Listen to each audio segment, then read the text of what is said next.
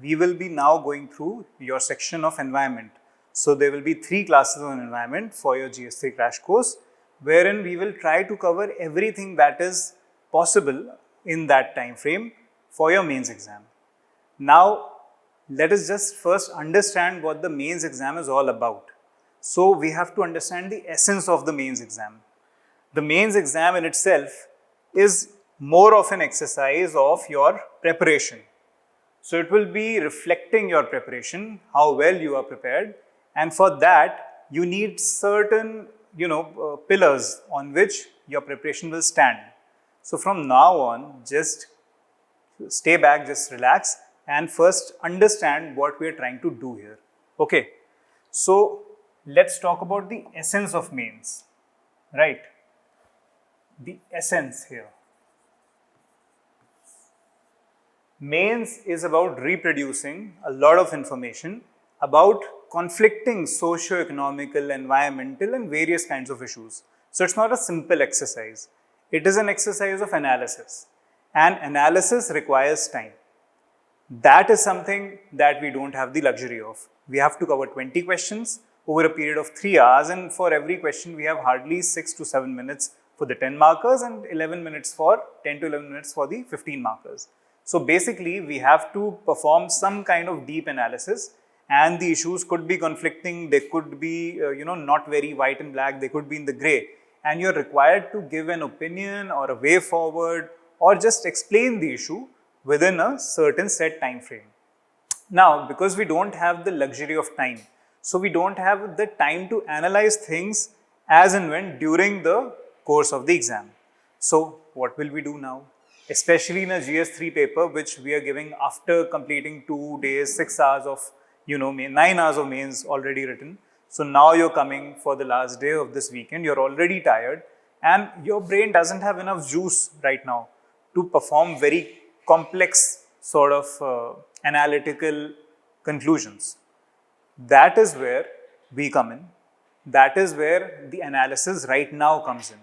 So the preparation is going to be focused on identifying those themes which are repeatedly asked, condensing your content from the notes which are relevant, and then trying to reproduce them as you do your answer writing and your mains test series. So all in all, when it all comes together, therein you get a good result in the mains. So firstly, what you need is good content. Second is condensation of that content. So essence here is condensation of all the content that you get from whatever source that you're following. Right now, we have tried to prepare relevant lecture notes which will pertain to the kind of questions that will definitely be asked this year. So something from those notes will definitely be reproducible. Why I'm saying that is because the kind of issues that are asked, they have a common theme.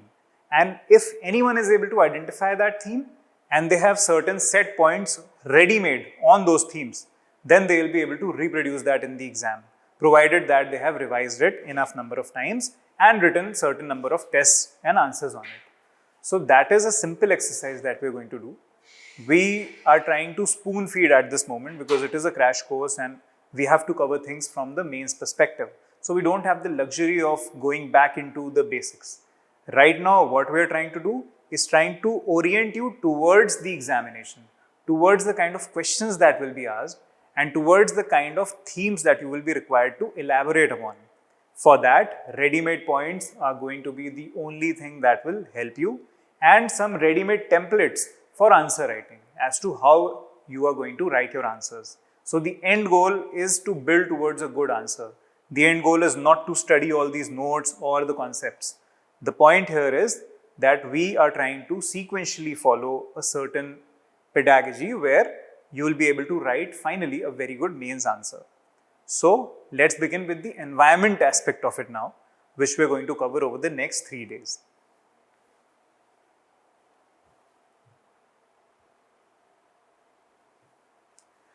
So again, like we spoke about, there are certain repeatable themes that are repeatedly asked in the mains exam. We can see those themes here.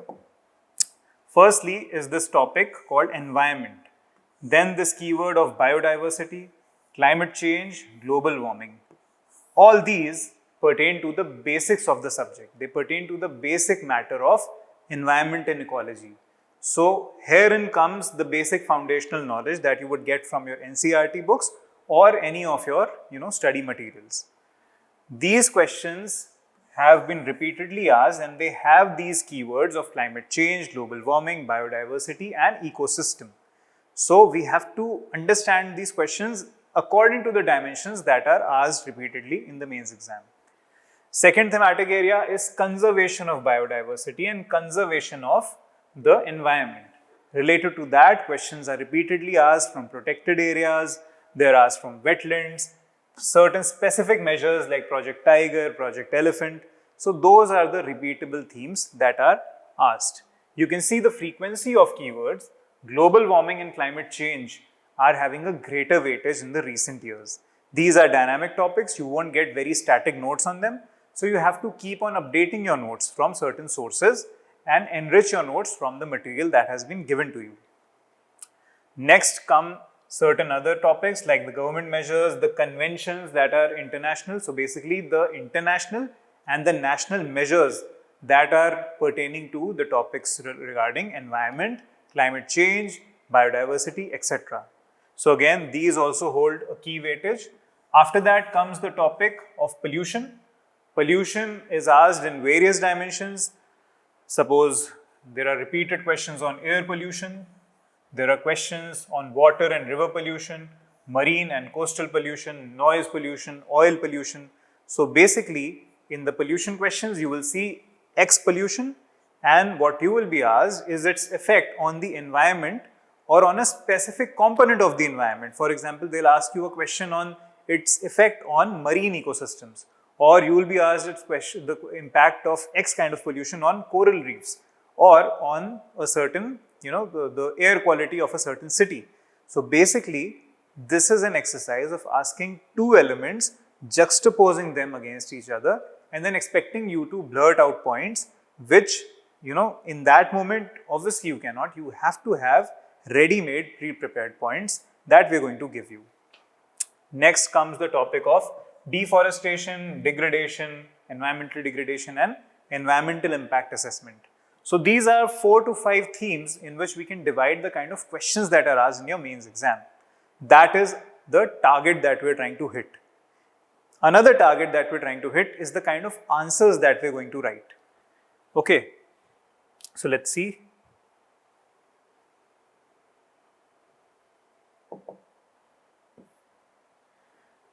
Once you get into the mode of answer writing, you have to understand that there are certain rules to it. And for every subject, there are certain rules as in how to write a good answer. So you have to follow those rules to get good marks in that subject. All these subjects, the topics are checked by various subject matter experts who are empaneled by the Union Public Service Commission. Now these are senior professors and these are people of great academic repute. What they are looking for in an answer is a couple of things. Firstly, they're looking at conceptual clarity. So the concept has to be well understood and well brought out in your answer.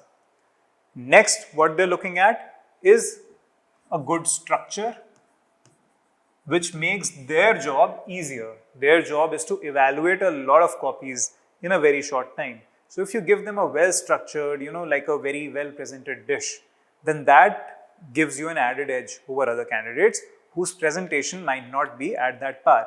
And how to present well? It's not about your handwriting, it's about how you structure the answer. Structure means how you break the answer down, how many subheadings you break down it into, and how many subpoints you break those headings into, and just how well you have tried to, present it in those 2 or 3 pages. Next, what they're looking at is good data, facts, and most importantly, the basic theories that pertain to the topic at hand. So suppose if there is a question on climate change, so you have to understand the latest report, the data given in it, and the latest perspective on climate change.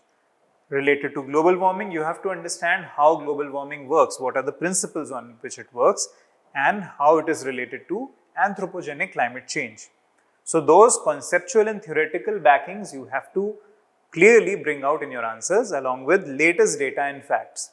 The source for this latest data and facts are usually reports like the IPCC Assessment Report 6, which is the latest report on climate change. It has all kinds of data. And in fact, if you write any sort of new data which you are aware of but you can't attribute its source to, or you can't remember the exact place from which you picked it up, it will definitely be from the IPCC reports. So the IPCC reports are exhaustive and they contain almost information on almost everything, every new trend that will be in news or that you will be mentioning.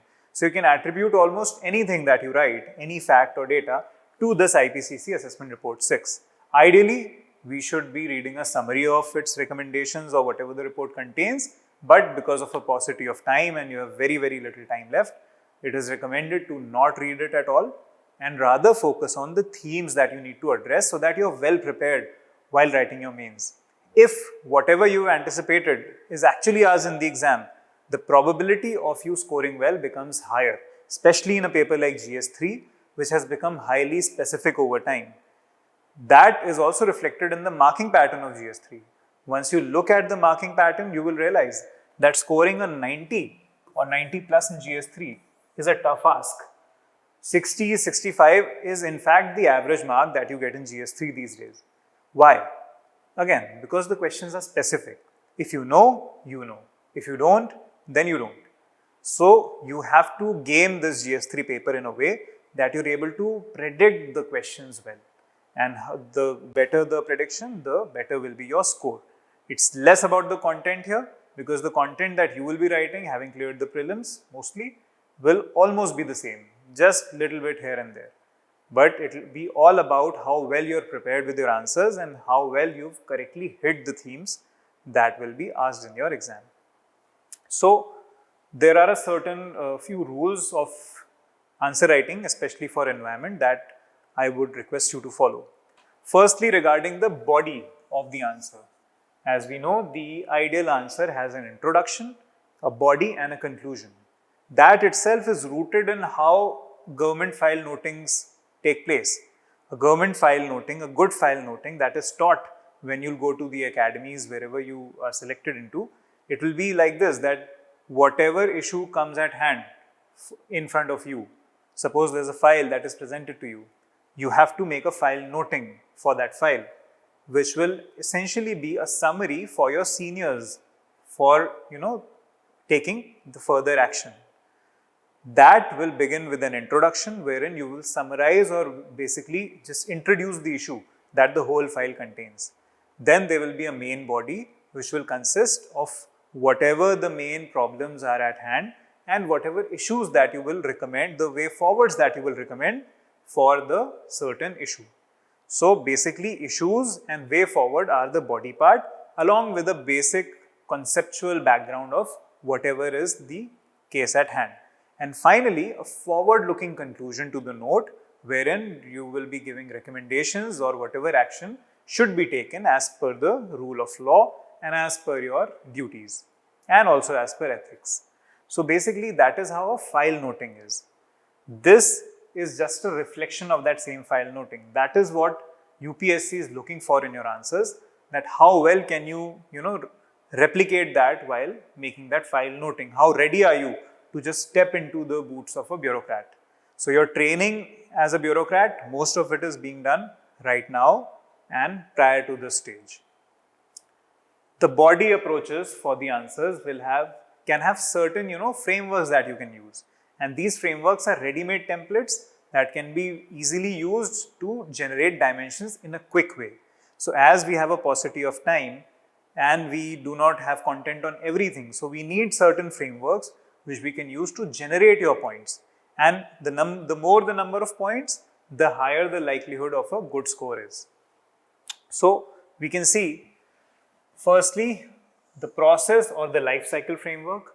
For example, there was a question a few years back about the cellulose oxidation as a process, to throw light on it and its significance and the issues regarding it. Why is it so important? In that, if you had to frame the body, you needed to break down that process of cellulose oxidation into its various steps.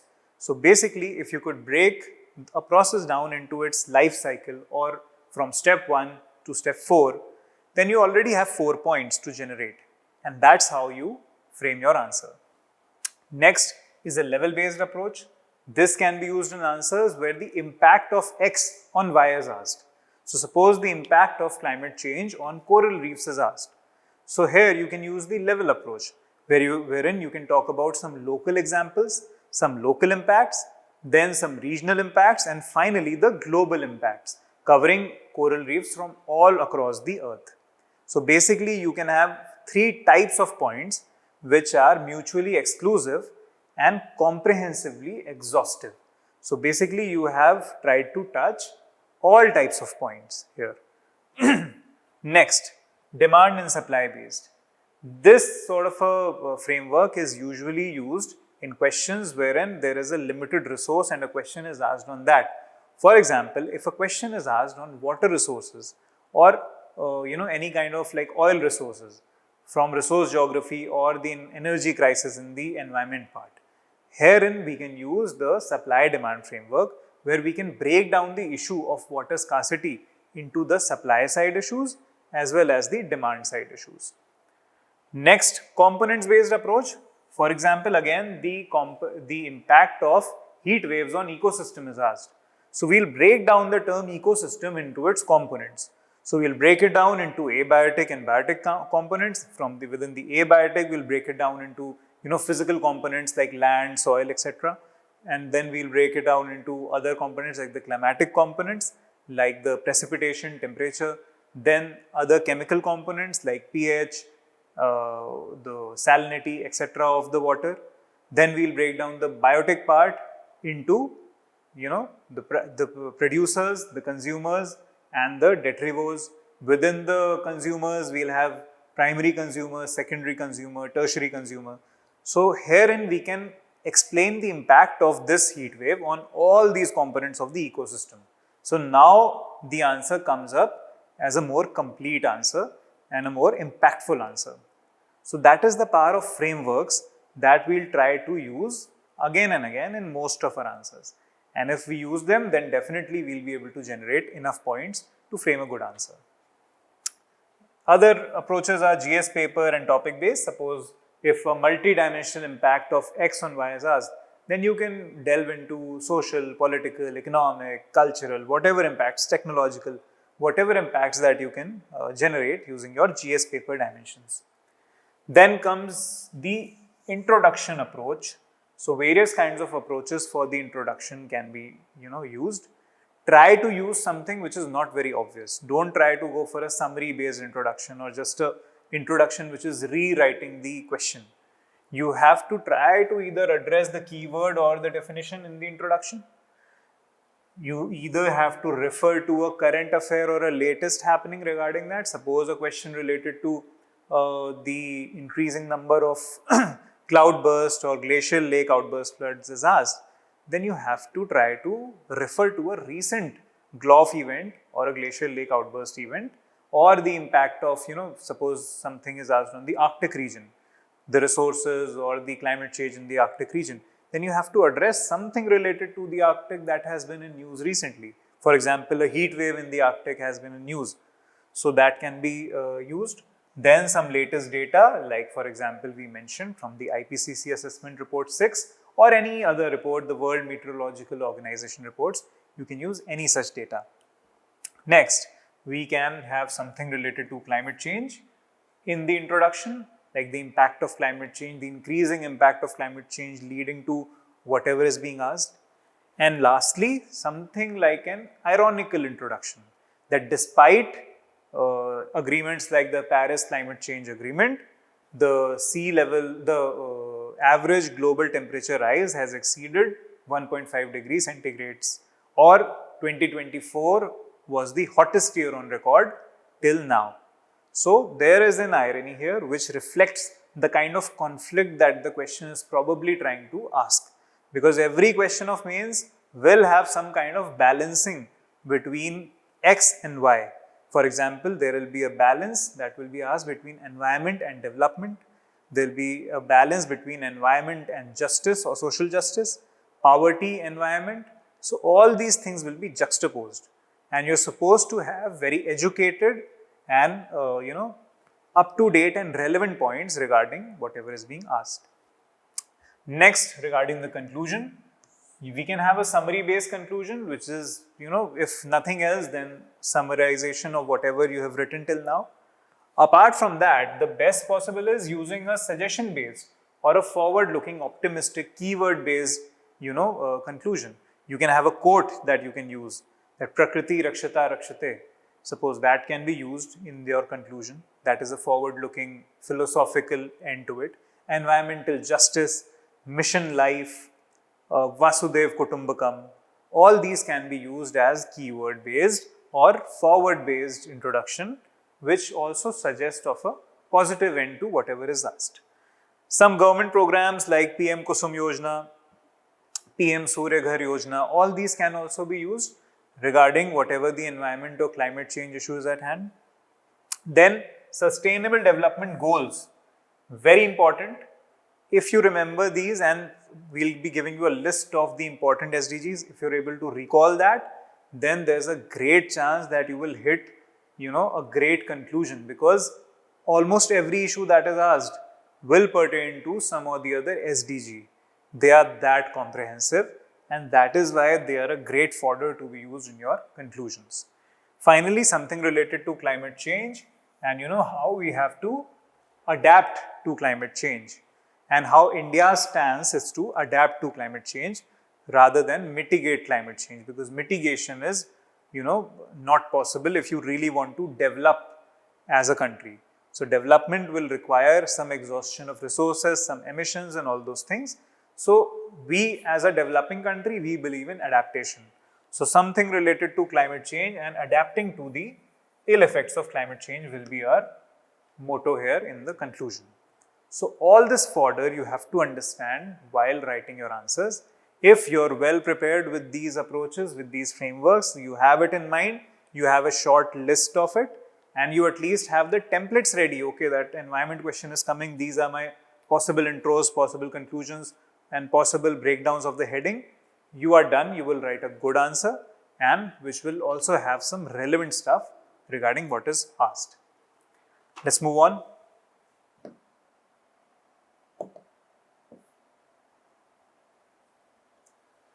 This is a mains question that I've given to you as a sample, just to show you what kind of questions are being asked of late.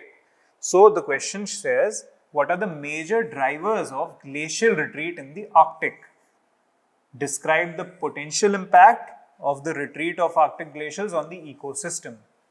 So we mentioned impact of X on ecosystem, impact of retreat of Arctic glaciers on ecosystem. So retreat of Arctic glacier and any glacier on ecosystem will be the same. The points will not change much. The geographic nature of the glacier might change, but the overall effect on ecosystem will be the same. So we have to have two headings. One is the major drivers and the other heading is potential impact of X on ecosystem. We know the ecosystem framework, which we can use, divide it into components and generate as many points as possible. For the major drivers, again, we have to see what are the natural drivers, what are the anthropogenic or the human drivers, and then divide those drivers into however many points we can, generate. So using our existing knowledge regarding emissions, regarding development, regarding industrialization, regarding whatever we read in news, we can generate those dimensions just by structuring the answer well and having ready-made frameworks. So here are the kind of questions that are asked that you will be expected to answer.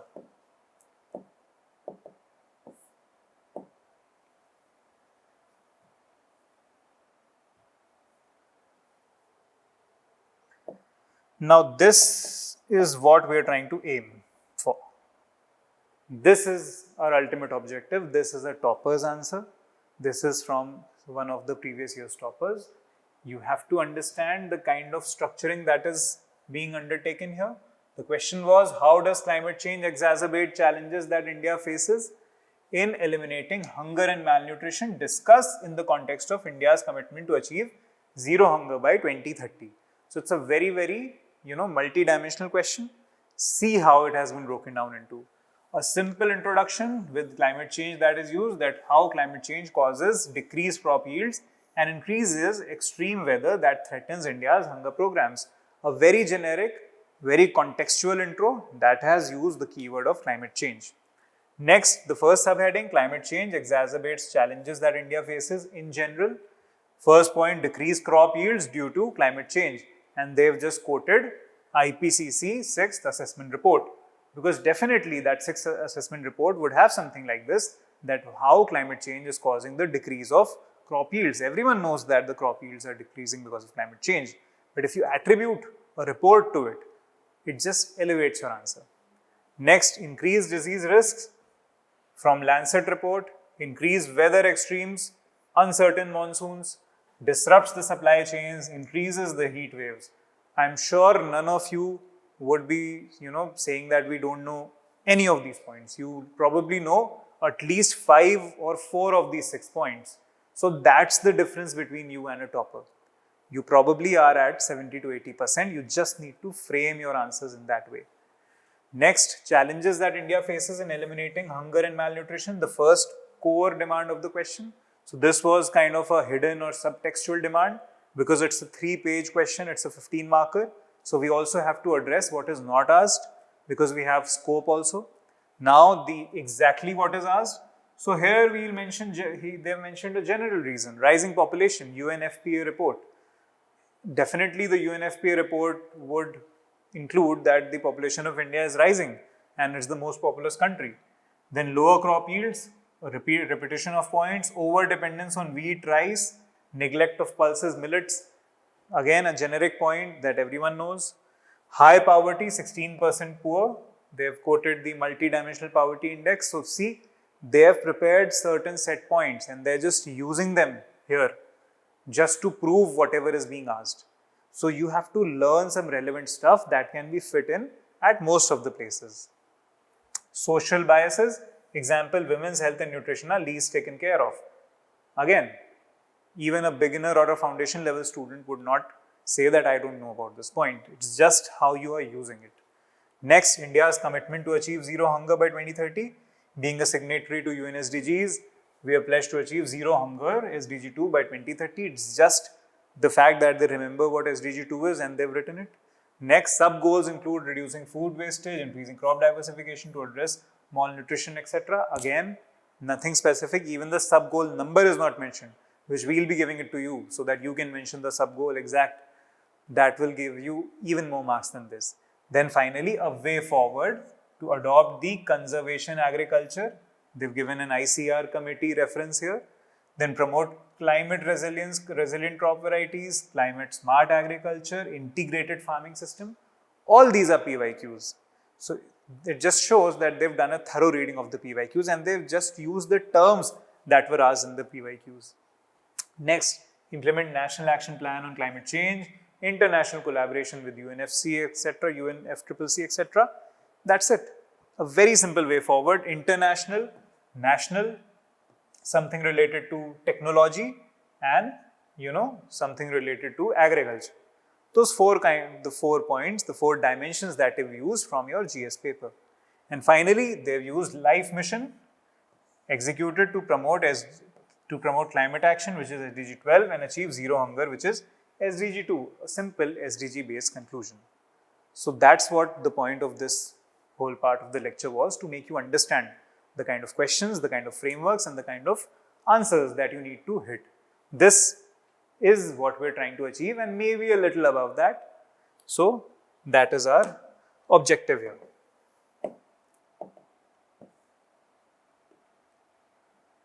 Moving on, let's begin from the first topic, that is ecosystem. Regarding the questions which come from the topic of ecosystem, certain terms are asked and certain impacts of X on ecosystem is asked. So we just have to know the basic terminologies regarding ecosystem, the basics which you've probably all read in your prelims questions, but now the perspective changes.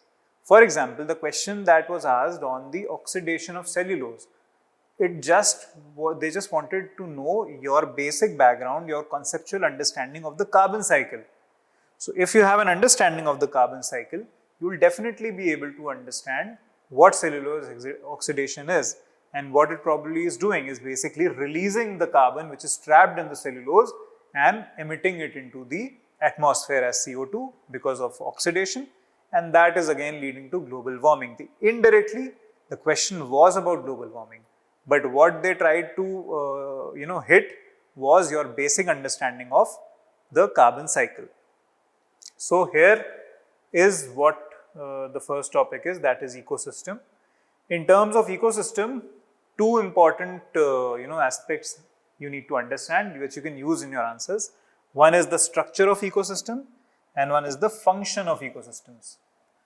So the structure of ecosystem is, what is ecosystem? Ecosystem is basically a system wherein the living organisms and their environment is together taken as a single whole. So it is basically the interaction and the processes that occur between the various life forms that live together in a certain environment, in a certain habitat. So that is what ecosystem is. You probably know the definition. But the structure of ecosystem, it comprises of abiotic component and the biotic component. Within the abiotic component, we have certain physical components like land, like soil, etc. Within the chemical component, we have again pH, we have salinity, we have various other such chemical parameters. Then there are certain climatic components like temperature, precipitation, insolation, humidity, etc. So all those things, they come under the abiotic, the physical components. Apart from that, what is the significance of these abiotic components we need to understand. The main significance is that they support the distribution of species. They support the population that can occur or exist in an ecosystem, and they also, set the boundaries for adaptation, that how an organism needs to adapt to its environment so that it can survive there. Next come the biotic components, wherein the autotrophs, consumers and the decomposers, they become the major part of it. Secondly, the functions that an ecosystem provides, that can also be asked, indirectly. They'll directly ask you the certain function of an ecosystem. So food chain, we all know, X eats Y, Y eats Z. That's food chain. Food web is where multiple of these food chains, they converge and they are connected to each other. So for example, phytoplankton is eaten by fish. A large fish eats the big fish, a bird eats that fish, an animal eats that bird. So all these various food chains, they are interconnected into a food web. You all know that. Energy flow, the principle of energy flow, I am sure you must be aware, you must have read in your prelims that there is a 10% rule.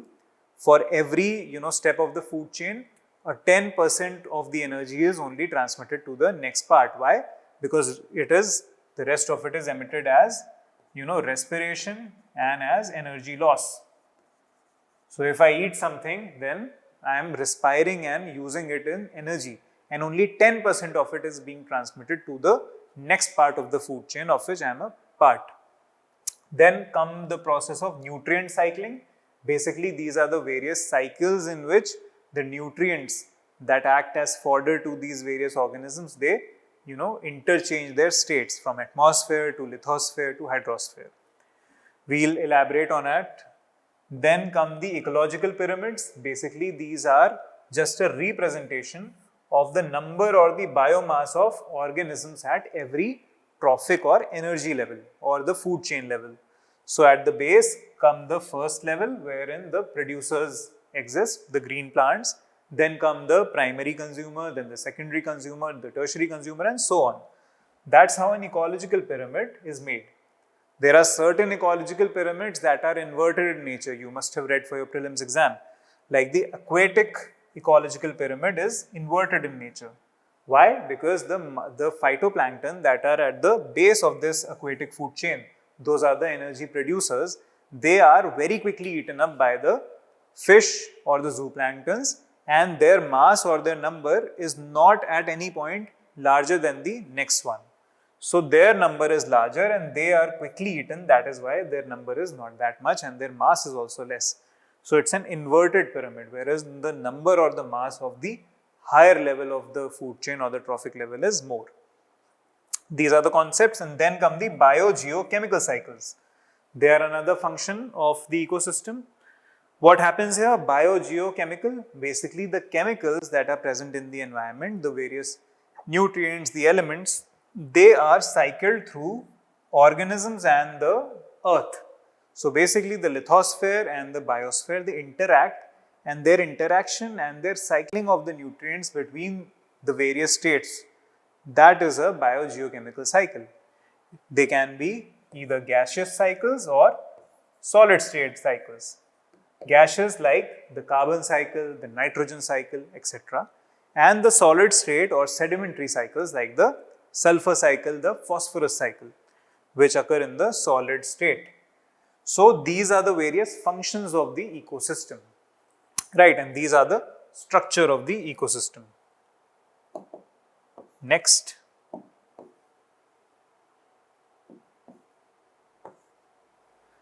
Again, the components of ecosystem for your reference. If you ever need to generate those dimensions, you can use this chart. See how many dimensions we can generate for the impact of X on ecosystem.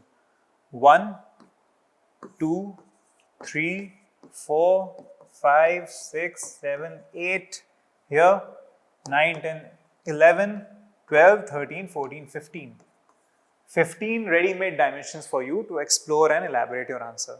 That's the only relevance of this. So basically we are just now rehashing whatever we learned for prelims, and we are trying to understand how it makes sense for us to generate dimensions for our answers for the mains exam. Moving on. Now certain specific terms that can be asked or certain processes that we need to focus upon.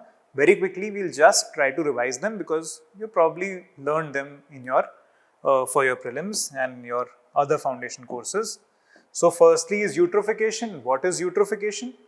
Basically eutrophication is the enrichment with nutrition of any water body. So basically excessive enrichment of water bodies use with the nutrients like nitrogen, phosphorus, etc. That is eutrophication. What does it lead to? What happens is when excess nutrients enter a water body, then the algae or those organisms that are dependent on nutrients, they get very happy and then they multiply in number. Once they multiply in number and then they die off, they settle at the bottom of the lake. Now these dead microorganisms, they are fed on by bacteria in the lake. What that bacteria needs to consume all this dead matter is oxygen. So as the number of bacteria multiply, the oxygen reduces here. So basically the dissolved oxygen is reducing as the dead algae, they decay using the bacteria.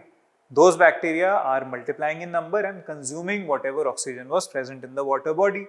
As the dissolved oxygen decreases, other organisms start to die off. For example, when the dissolved oxygen becomes lower than 4 milligram per liter, then the fish start dying off. And slowly, other organisms start dying off and this lake becomes a sort of a dead zone, if we can say. So this algal bloom, the loss of oxygen and the formation of dead zones, all of this is related to eutrophication. Amongst this, dead zone is a concept that is repeatedly asked in your mains exam in some or the other way. So what are these dead zones? Basically, dead zones are where the oxygen level in that water body is less than 0.5 milligram per liter. And why that happens? Mostly due to the eutrophication when it comes to the non-natural or the artificial reasons, sometimes also due to the natural reasons like upwelling. So what happens during upwelling is again the cold nutrient-rich waters, they come up to the surface and excess nutrients in the water, they cause the depletion of oxygen in the same way. So basically the artificial way in which it is happening is eutrophication. What is the source of this nitrogen and phosphorus? Again, it is mostly fertilizers. So the fertilizers that are used, the chemical fertilizers, they contain an excess of nitrogen and phosphorus, which runs off getting dissolved in the water and comes and settles in these water bodies like lakes and oceans. Examples of such dead zones is Baltic Sea, where there is natural dead zone, the Arabian Sea again where there is a natural dead zone, and areas like Gulf of Mexico, which are adjacent to highly commercialized agricultural areas, those where in the artificial or the chemical fertilizers are used, and their runoff causes the depletion of oxygen and dead zones forming in the oceans. So these are various examples of something called dead zone, which you need to understand. Dead zones are also known as biological deserts.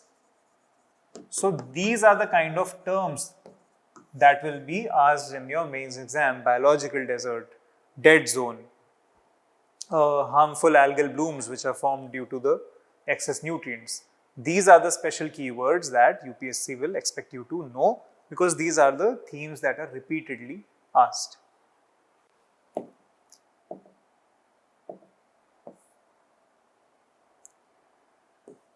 Next, now we'll talk about each and every cycle that we need to understand. This is the first cycle. We all know about this. We've read this from class 6 or class 5 in our schools. This is the carbon cycle. We have to understand just a few things about it. Firstly, a few processes. So what happens in the beginning of the carbon cycle? Firstly, the photosynthesis happens. Photosynthesis, we all know, sunlight, water and air, they are used to produce glucose.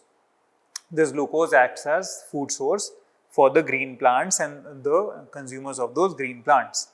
Now, photosynthesis ends up in the formation of starch or cellulose, which has a formula C5 H10O6 to the power O5 to the power N. C6H10O5 to the power N, that is cellulose. What was asked by UPSC is the oxidation of cellulose. So basically, how cellulose gets oxidized on the earth. So basically, they are just asking the process in which cellulose is composed or degraded. So usually, cellulose is degraded by the action of decomposing bacteria or by the consumption, or the oxidation of cellulose in various forms. Why is it important? Because 50% of the carbon that is cycled on the terrestrial domain is cycled through the oxidation of the cellulose by the bacteria. Where this happens? This bacterial oxidation, it happens in the forest, in the tropical forests, in the forest litter. So the litter, the dead litter at the base of the forest, that is where the maximum of cellulose breakdown happens, and the increasing global warming is leading to increasing breakdown of the cellulose, releasing more and more carbon in its oxidized form, that is CO2, which is a greenhouse gas, into the atmosphere. That increased greenhouse gas is leading to global warming. That global warming is leading to change in the climate, which is irreversible. The irreversible climate change, which is causing extreme weather and climatic events. So that is wherein the whole the process is, and that is why they asked this question about the breakdown of cellulose. Similarly, other terms like lignilosis can be asked, wherein lignin, which is a sort of, it's a compound that is broken down, the breaking down of lignin is called lignolysis. It happens due to white rot fungus, and it happens in the temperate forests. So the temperate forest, there the slower decomposition of lignin takes place, and because of which the carbon is higher in those forests. So therein again, this is the opposite of the process, where there is a slower decomposition of lignin, which is a carbon containing polymer, and this slower decomposition in the temperate forest because of lower temperatures is leading to accumulation or the relatively slower release of carbon from these forests. That's why temperate forests need to be preserved. So again, like cellulose oxidation, lignilosis is a term that can be very easily asked now in the next examination. The basic carbon cycle we all know. Then comes the process of respiration, wherein this glucose is oxidized or respired and CO2 is released by the living organisms. There are certain changing trends that now need to be focused upon. Firstly is greater amount of methanogenesis that is occurring now. What is methanogenesis? Methanogenesis is the formation of methane gas, CH4. The speciality of CH4 is that it has 80 times more greenhouse warming potential.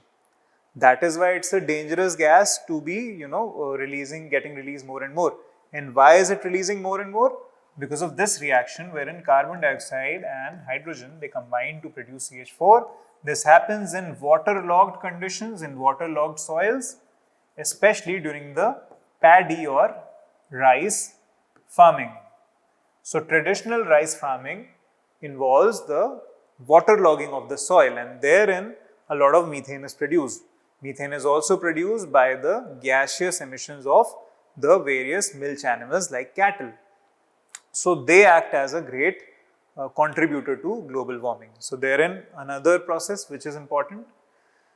Another changing trend is that there is an atmospheric surge in carbon dioxide. So CO2 has crossed 400 ppm in the atmosphere, which was considered a threshold for irreversible climate change. Post-industrial revolution, the burning of fossil fuels increased, and the burning of fossil fuels has released a large amount of CO2 into the atmosphere. It crossing 400 ppm levels just is a reflection that now the changes will be irreversible and tough to reverse. Secondly, ocean acidification. Oceans are becoming more and more acidified. Why? Because this CO2 is mixing with water to produce carbonic acid and getting dissolved within the seawater, which is a great sink for carbon. This greater amount of CO2 mixing with the seawater and making it more and more acidified is leading to the loss of shells. The shells are made up of calcium carbonate of various organisms. Calcium carbonate gets dissolved by the acids that are produced, and that is why in a more acidic environment, these organisms also die who have shells. And they're a major part of the marine ecosystem like bivalves or the brachiopods or various other organisms. Third, another important trend is that the loss of the sinks. Carbon sinks are reducing, for example, due to the thawing of permafrost. So permafrost are permanently frozen areas in the Arctic region. With global warming and climate change, that permafrost layer is melting, and that layer actually accumulated a lot of carbon over the years. And that carbon is now being released into the atmosphere to again contribute more to the global warming process. Next, we come to the nitrogen cycle.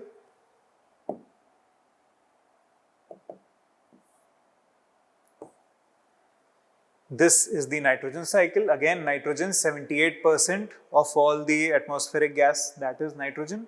We know this from our basic NCERT, but now we'll understand it from a mains point of view. What is the importance? What is the changing trend? So there are a few processes within the nitrogen cycle that we need to understand. Firstly is nitrogen fixation, wherein either due to physical reactions or due to biological mostly, the nitrogen is fixed or converted into forms which can be absorbed by the plants. For example, ammonium ion or nitrate ion. So the nitrogen gas is converted due to either lightning in its physical form or due to certain bacteria. Mostly 90% of it is due to that, called diazotrophs. So these bacteria, which are either free living or they are present in the roots of organisms like rhizobium. So this symbiotic association we have read in school. These are the source of nitrogen fixation here, and it fixes nitrogen into forms which can be assimilable or absorbable by the plants. Another form of nitrogen fixation is industrial, using the Haber-Bosch process. Why this is important? Because it is used in the fertilizer industry, and this is leading to greater amount of fixed nitrogen into this form of ammonium and nitrates. Now, what is the disadvantage of more and more nitrates in the environment. The biggest disadvantage is that it contributes to eutrophication and dead zone formation. So herein again, this industrial fixation of nitrogen is one of the biggest new contributors to the nitrogen imbalance in the environment, which is leading to greater eutrophication.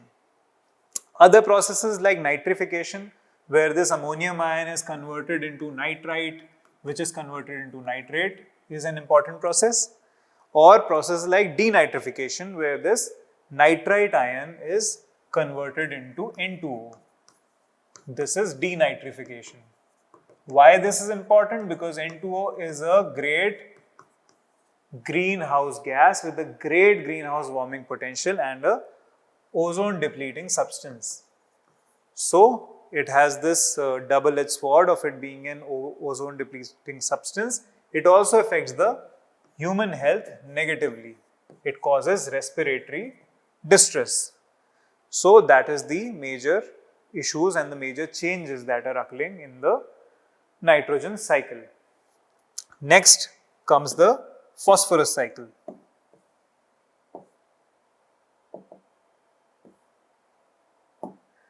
Phosphorus is one of those elements that is not present in the gaseous form in the environment. So phosphorus cycle is basically a sedimentary biogeochemical cycle. Now, the source of phosphorus mostly is apatite, a mineral which contains the phosphate ion, PO4 3-, the phosphate ion. It is contained in the mineral apatite. This mineral is weathered. Weathered is in situ degradation of rocks and physical, chemical, biological. We know 3 kinds of weathering. Especially the chemical weathering, it leads to changes in the chemical composition or the breakdown of the compounds or the minerals. So this weathering, especially the chemical weathering, leads to phosphate being dissolved in water and it leaching down into underground reservoirs. So either it can get into the underwater phosphate reserve, it can get into the underground phosphate reserve, and what will happen is that its greater assimilation and its greater consumption will ultimately lead to an imbalance in the phosphorus in the atmosphere. So this is the whole phosphorus cycle. Next, another important cycle for your exam is the sulfur cycle. Why? Because sulfur is again, it has multiple issues with it. It causes acid rain, it causes the ecosystem degradation because of this acid rain. It dissolves and it forms hydrogen sulfide, which is again a corrosive gas. So the imbalance of sulfur, which has various sources like volcanism, it has sources from weathering of rocks, from also use in fertilizers. So again it causes a disbalance. Its overuse, especially in the fertilizer industry, greater volcanism or greater weathering due to climate change, again causes the more and more breakdown of sulfur and greater presence of sulfur, imbalance in the sulfur cycle. Even the burning of fossil fuels, it also produces sulfur. This H2S in the atmosphere, this can again fall as acid rain and cause widespread ecosystem degradation. So again, this is a changing trend in the sulfur cycle. We need to understand all components and try to mention it wherever we are asked to.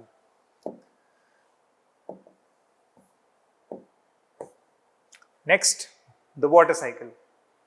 The water cycle or the hydrological cycle is just the changing of water in various forms from solid, liquid, gas and cycling across the whole hydrosphere. So hydrosphere is that part of the earth or the ecosystem wherein water can exist in its various forms. So we'll have many processes here: precipitation, that is rainfall or snowfall; evaporation, that is the conversion of water from liquid to gaseous phase; condensation, that is conversion of water from gaseous to liquid phase due to cooling; transpiration and evapotranspiration, that is directly from the leaves of the plants the water is evaporated and transpired into the atmosphere into gaseous form; and other processes like infiltration, runoff, etc. We have to make just a simple diagram here to show the imbalance in the water cycle, whatever is happening here. See, this is the original state of what used to occur. This was the whole precipitation or the rainfall that used to come. Amongst this, certain part used to flow as runoff and most of it went into the earth by the process of infiltration. Why? Because the earth was not concretized back then. There was no concrete structures. There were no obstructions in the infiltration of water into the earth. And then therein again it got evaporated back after being transported to water bodies, and then again condensation and precipitation used to occur. That was the normal hydrological cycle. With increasing concretization and the blocking of natural channels, what has happened now is that this precipitation firstly has also increased, again due to climate change. The runoff has increased much more and the infiltration has decreased. So this is the change in trend that we have to focus upon. What is this leading to? This is leading to floods. Why? Because there is greater runoff and lesser infiltration, and precipitation is also increased. So this is the change that is happening primarily due to human reasons, the climate change as well as the increasing concretization. Next, we move on to the topic of ecosystem dynamics. We'll quickly cover a few keywords and terms that we need to understand. Firstly is carrying capacity. Whenever a question on ecosystem is asked, you can use this graph. This is on carrying capacity. Carrying capacity is basically the population that can exist in a stable way in an ecosystem, which an ecosystem can support because it has enough food, enough oxygen, enough resources for that population to survive and reproduce as well. So this is the population growth curve, wherein initially when the carrying capacity is suppose this X, that is the quality of water, the quality of the amount of food that is available, the oxygen that is available, that whole sums up to this carrying capacity. So when a population starts growing, there is initially slow growth, then there is a period after a certain amount of time when the population adjusts that there is a faster growth, and ultimately near the carrying capacity, the stable equilibrium occurs and there is slower population growth. So this graph just reflects how population grows over time in any ecosystem. And this is an ideal condition where carrying capacity is not breached and the equilibrium is stable. What is happening right now here? Carrying capacity is being breached and ultimately it will lead to negative population growth rate as and when we exceed the limits of the environment will hit back and it will start curbing the population of all organisms through events like mass extinction. So that can be a real possibility if we breach the carrying capacity. However, this is one approach which is called the limits to growth theory. So there is a limit to how much growth can take place, which is limited by the carrying capacity of an ecosystem, wherein an S-shaped curve is made. However, human technology and technocentric society, you can use this keyword, a technocentric society or innovation has ensured that the carrying capacity has increased for environment.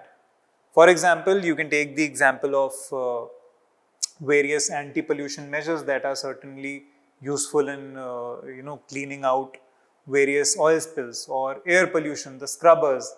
They have actually allowed humans to produce more. Why? Because using technology, we are increasing the capacity of the environment to support us, to support increasing population. So that is where the balance between technocentrism and limits to growth needs to be understood. There are two perspectives, a modern technocentric perspective where we are using technology to increase the carrying capacity, or the other perspective where there is a limit to growth and we will try not to breach that. The third alternative for us is adaptation. Once the ecosystem or the carrying capacity of the ecosystem is breached, we have to adapt. We have to make shelters for more and more cyclones. We can't reduce the number of cyclones. What we can do is make more shelters. That is what it is. Okay, moving on.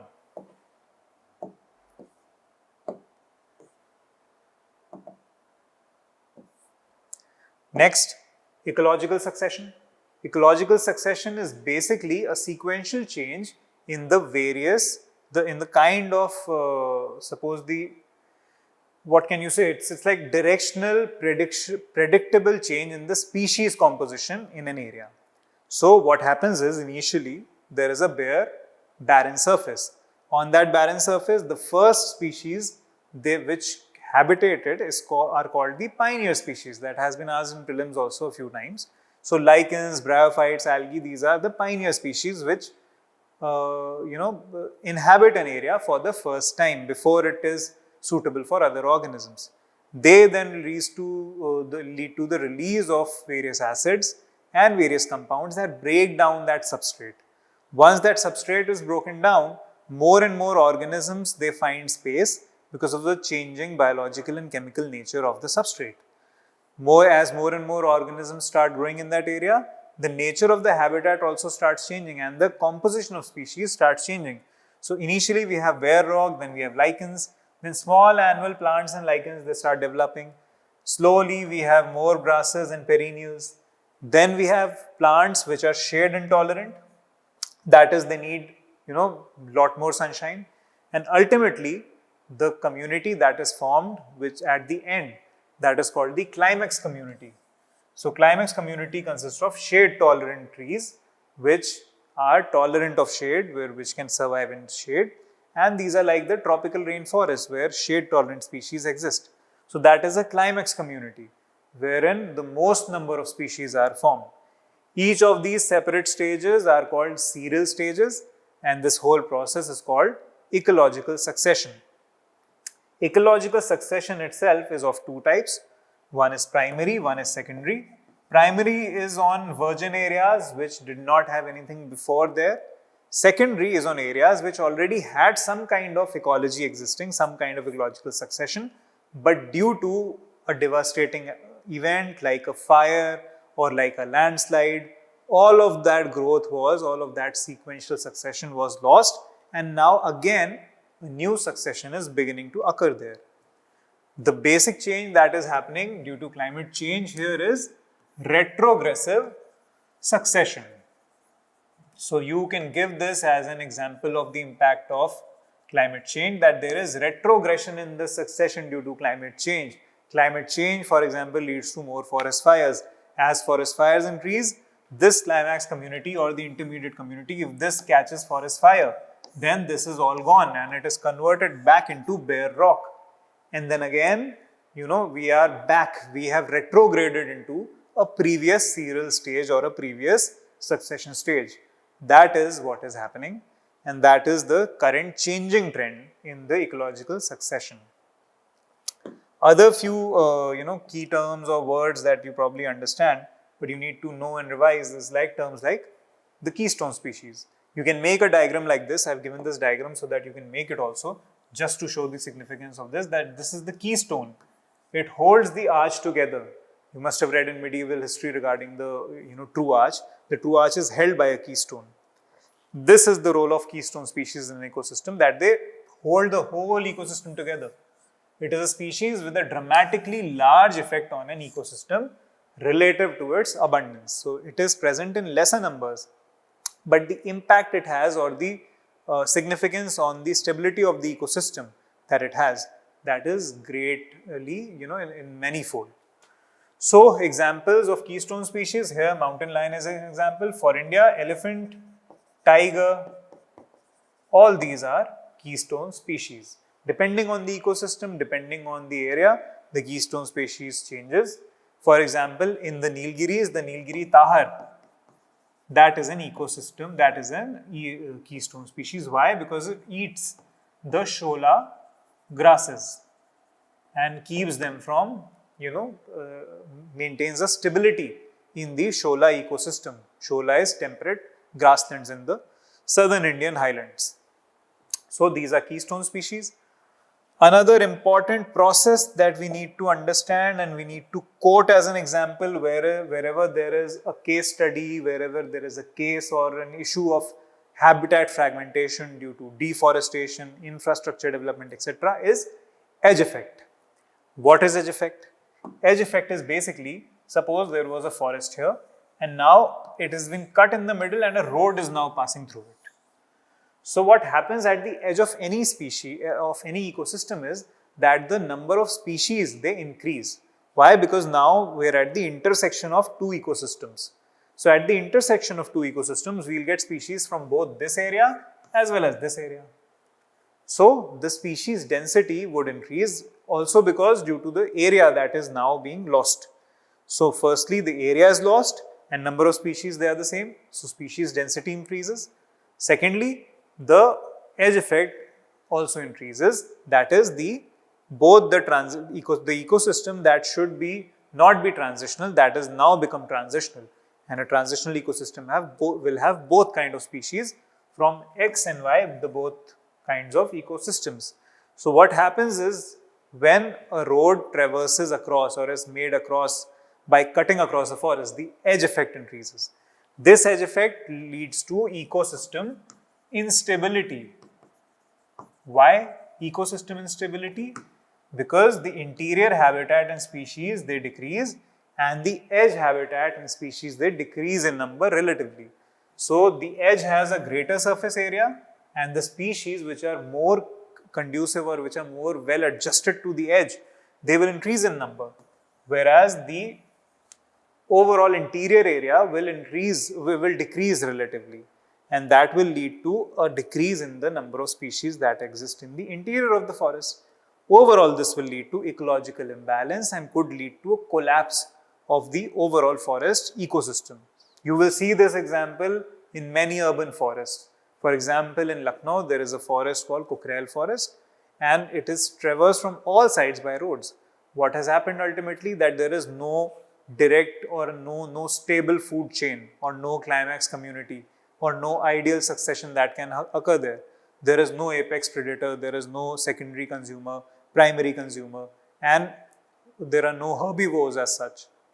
Only trees, and the ecosystem itself is not balanced. So this is the edge effect. It needs to be quoted. It's a good theoretical framework that you can use. Then certain terms like bioaccumulation, which you probably know of, that is the accumulation of any toxin with time more and more in a certain ecosystem or in certain number of species. So basically something like DDT or mercury, it accumulates in more and more quantity in certain ecosystems and organisms and passes on and creates instability in the population dynamics. Next, biomagnification. Biomagnification is again nothing but the increase in now the toxin or the accumulation of toxin in the higher level of food chain. Why? Because more and more number of organisms are being consumed by the topmost consumers and all of those had certain quantities of those toxins. So for example, one fish had X amount of toxin, but an organism that is eating 100 fish will have 100x of that toxin. And something which is eating 100x of this will have 100 into 100x of that toxin. So that is the accumulation of the toxin like DDT or mercury in the food chain as we move up to the higher trophic levels. Next, we move on to certain basic biodiversity terms which we need to understand. Firstly, what is biodiversity? Biodiversity is nothing but the diversity in the biological organisms in an area, or in an habitat. So what happens is that this variability can be of various types. We'll cover it in the next few slides as well. It can be of a species level, of a genetic level, of the number of the genera that exist, and also at an ecosystem level of the environment at a larger level. What is the diversity of these organisms? Now, what are biodiversity hotspots? Hotspots are areas which basically have great endemism, that is, they have indigenous varieties. So more than 1500 species in an area and where more than 70% habitat has been lost. So this is the hotspot where there is habitat loss combined with a great degree of endemism. So greater endemism means these species don't exist anywhere else. And a great habitat loss means they are at a great risk of extinction. That is why these areas have been demarcated and identified by Norman Myers. 36 are global, 4 of them are in India. These are the list. This is the map that you can draw at any point of time. If there is any question on biodiversity, conservation, global biodiversity hotspots, this map can be drawn. India has 4, Western Ghats in Sri Lanka, Himalayas, the Indo-Burma and the Sunda land or the Andaman Nicobar region, the Nicobar region basically. These are the 4 biodiversity hotspots of India. So basically you need to just memorize this and understand this and use this in any of your answers. Next are certain key biodiversity terms like COD, BOD. We, I think, explained a little bit about dissolved oxygen. The role of dissolved oxygen is to support various aerobic bacteria as well as the various organisms. Now, this dissolved oxygen, once it reduces below a certain level, for example, the dissolved oxygen becomes less than 4 milligram per liter, then fish start dying. Then less than 2 milligram per liter are called hypoxic waters. Hypoxic waters, hypoxia occurs at 2 milligram per liter, less than 2 milligram, and then dead zones occur below 0.5 milligram per liter. So basically the dissolved oxygen, it determines the quality of water and the species that water can support. What is now then chemical oxygen demand? That is the measure of oxygen required to oxidize the organic or inorganic chemicals in the water. What is biochemical oxygen demand? That is the oxygen consumed by the microorganisms that are decomposing the organic matter in the water. We spoke about this in eutrophication, that this biochemical oxygen demand, it becomes high when this large amount of nutrients, they lead to increase in the algae, which are which use these nutrients to increase their number. Once these algae, they get decomposed by this bacteria, the demand for the biochemical oxygen, it increases. This BOD increase needed to reduction in the dissolved oxygen. One formula that you should remember is that if the chemical oxygen demand exceeds the biochemical oxygen demand, that means that there is industrial effluent and chemicals that are being released into the water body in an untreated way. So this is a parameter of water quality that you need to understand and remember to have a conceptual backing. Next, now this is a process called bioremediation. This is some pollution related terminology for you. Bioremediation is what? Nothing but using some biological processes to remediate or to improve the quality of the environment and reduce the toxic pollutants from the environment. So removal of these through biological means is called bioremediation. It can be through various organisms. It can be through plants, that is called phytoremediation. It can be through fungi, that is called mycoremediation. So various kinds of organisms, they lead to the various kinds of bioremediation processes. This is especially useful in areas where there is something like an oil spill. So Nitrosomonas and Azotobacter, these are the various bacteria that can be used to carry out this reduction in the pollutants. Another example is where oyster mushrooms are used to clear up diesel spills. So these are various examples of bioremediation processes. Now the bioremediation, once suppose if there is an area where there is scope for bioremediation, but you need to augment that process. So special microbial culture can be added. Special microbial culture can be added to those areas to carry out the bioremediation. This augmentation is called bioaugmentation. This augmentation of the bioremediating species is called bioaugmentation. Again, this can be used in areas where there is, suppose, contamination of groundwater. where you can introduce a certain microbe that is known to decompose that pollutant, and that augmentation is called bio-augmentation. Next.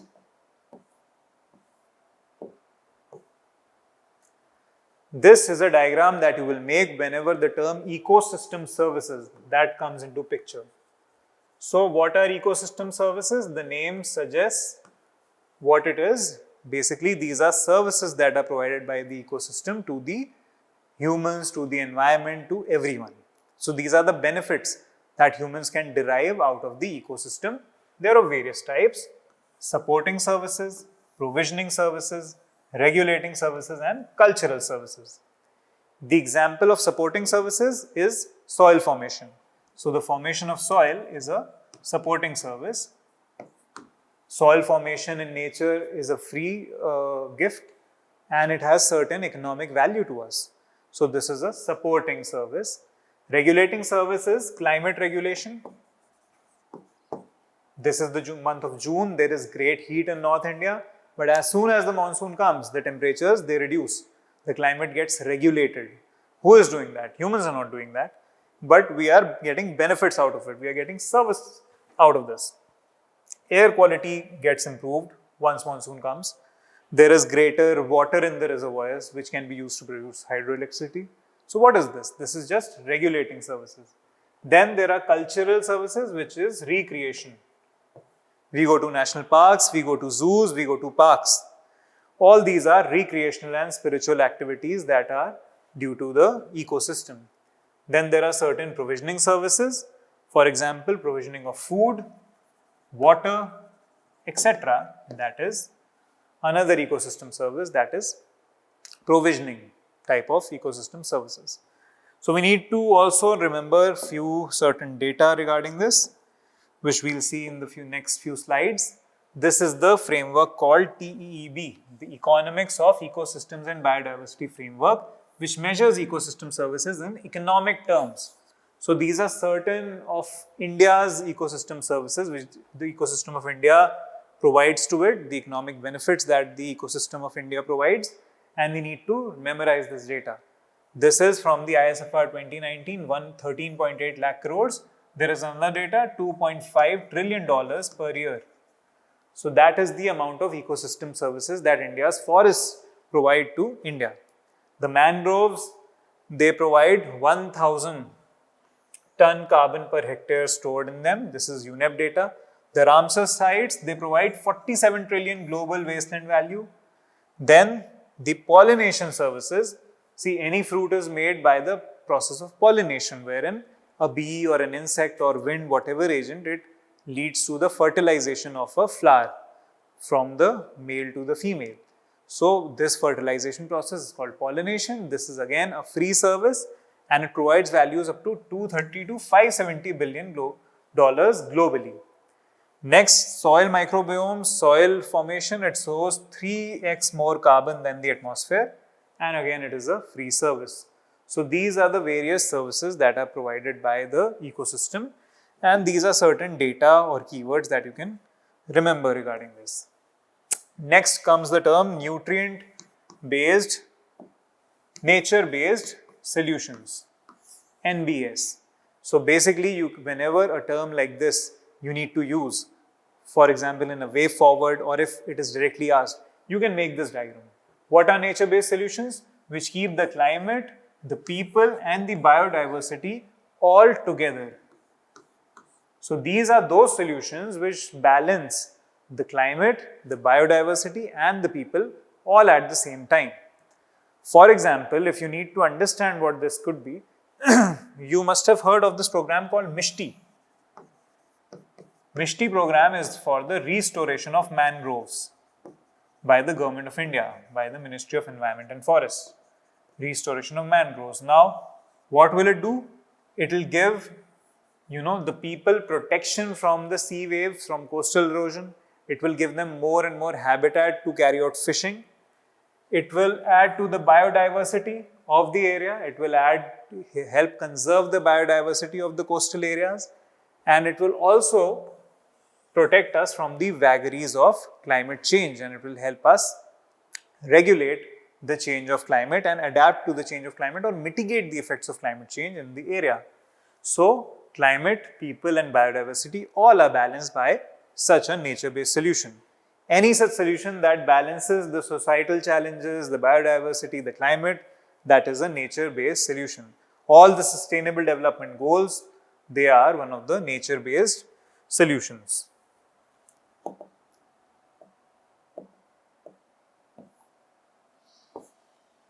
Next is the term agroecology, repeatedly asked across exams, whether GS1, GS3. Basically, it is the process or the practice where the application of ecological principles is done to the agricultural processes to make them more sustainable and to make them more productive as well.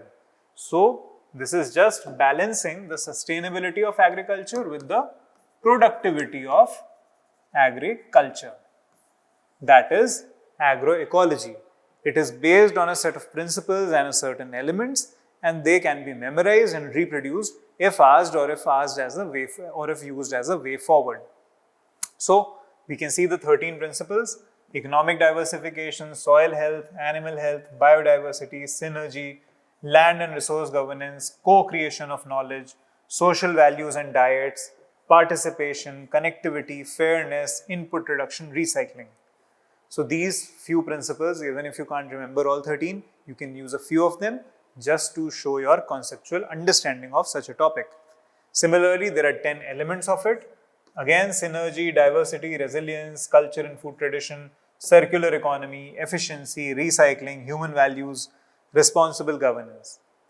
These elements and these values, they can be memorized and they can be used for value addition in any of your mains answers. Or if directly asked, then nothing like it. Now again, we had spoken about biodiversity as a topic. So biodiversity conservation, species, initiatives and protected areas. This is one of the key themes that is repeatedly asked. 3 types of biodiversity we had spoken about: genetic, that is the variety of genes and traits within a species. Then species level, that is the variety of species within an ecosystem. And then the ecosystem diversity, that is the variety of ecosystems and habitats in an area. So, this is the level approach of answer writing that we were talking about. From species to, from the gene level to the species to the ecosystem level. So, if you have to write the impact of X on biodiversity of an area, then you start from the genetic impact, the impact on species diversity and the impact on ecosystem diversity.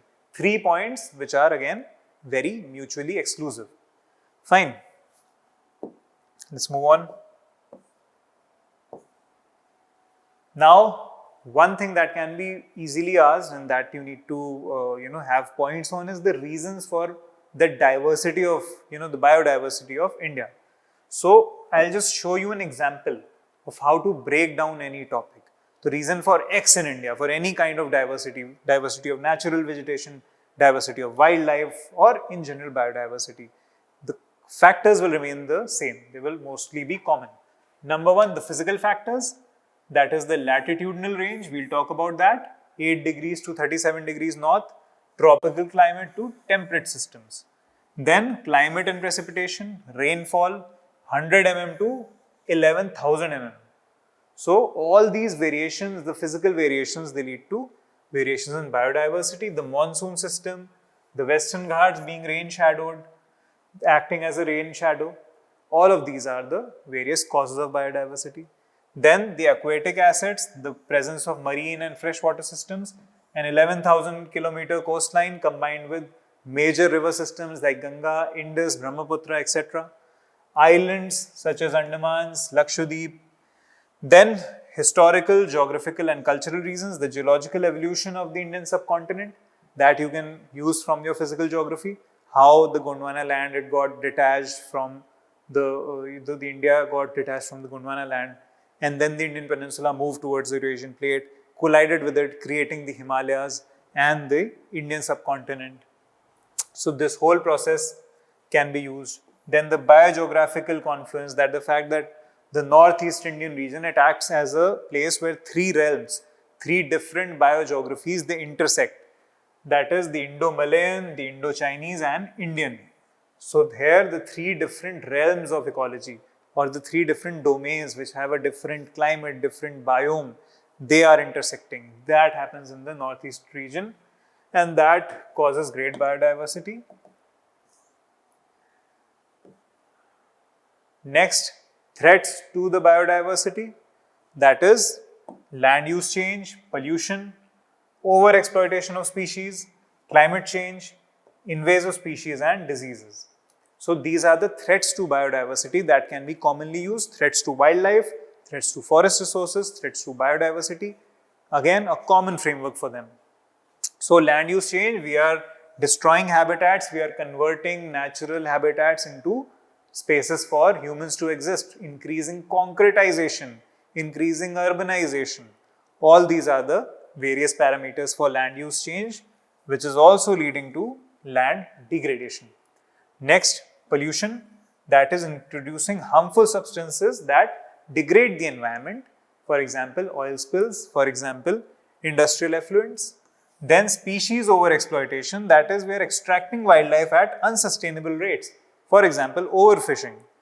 We gave you certain data on overfishing in the resource material, so you can use that from the geography resource material. Then hunting, harvesting the species faster than they get replenished, or reducing the carrying capacity or breaching the carrying capacity of an ecosystem. Again, then climate change, that is altering the global weather patterns, temperatures in an irreversible way and in a long-term way. Then invasive species and diseases, this is happening due to things like global warming and greenhouse gas emissions.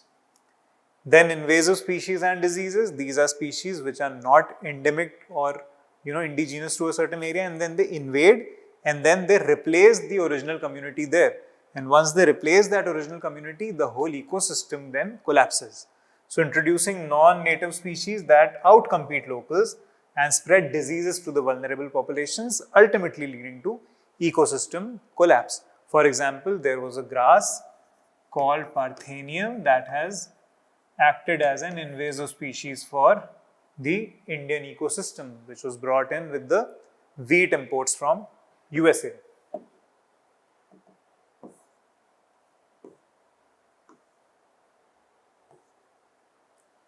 Next, again, impact of climate change on biodiversity. You need to have certain common points here. If you have a list of points, you will be able to generate great dimensions. So, habitat shift and species migration. The species, they have to migrate from one place to another due to climate change. For example, climate change is causing increasing desertification all across the world. Now, once this desertification is breaching the climatic boundaries, it is leading to the displacement of the species which were non-desert species and displacing them further towards other areas. For example, they migrate to high altitudes. Alpine species in Himalaya, they are shifting upward and their habitable zones are decreasing with increasing ice melt, with increasing deglaciation. More and more, the animals like snow leopards or the ibex, they are losing their habitat and their basic ecosystem. Next, marine species, they are migrating towards cooler waters, disturbing food webs. With ocean acidification, with sea surface temperature rise, with marine heat waves, all such species which cannot tolerate, which have a narrow range of tolerance for temperature, they are now migrating into cooler waters, disturbing the ecosystem in those areas as well. Third, phenological changes. Phenology is basically the study of cycles, the various cycles that occur in nature and the various processes that occur in nature. So, phenological changes means the biological timings. So, the biological timings of things are changing now. You must have heard that certain flowers, certain plants or certain trees, they undertake flowering only during a drought period.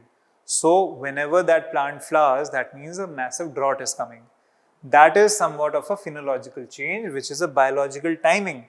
So, flowering, breeding, pollination, everything has a timing. And the study of all these timings and all these cycles is phenology. What happens is that due to climate change, the timing of everything will change. For example, mangoes, which usually ripen in June, maybe due to climate change, their ripening period will change in the future and they might either ripen early or ripen later.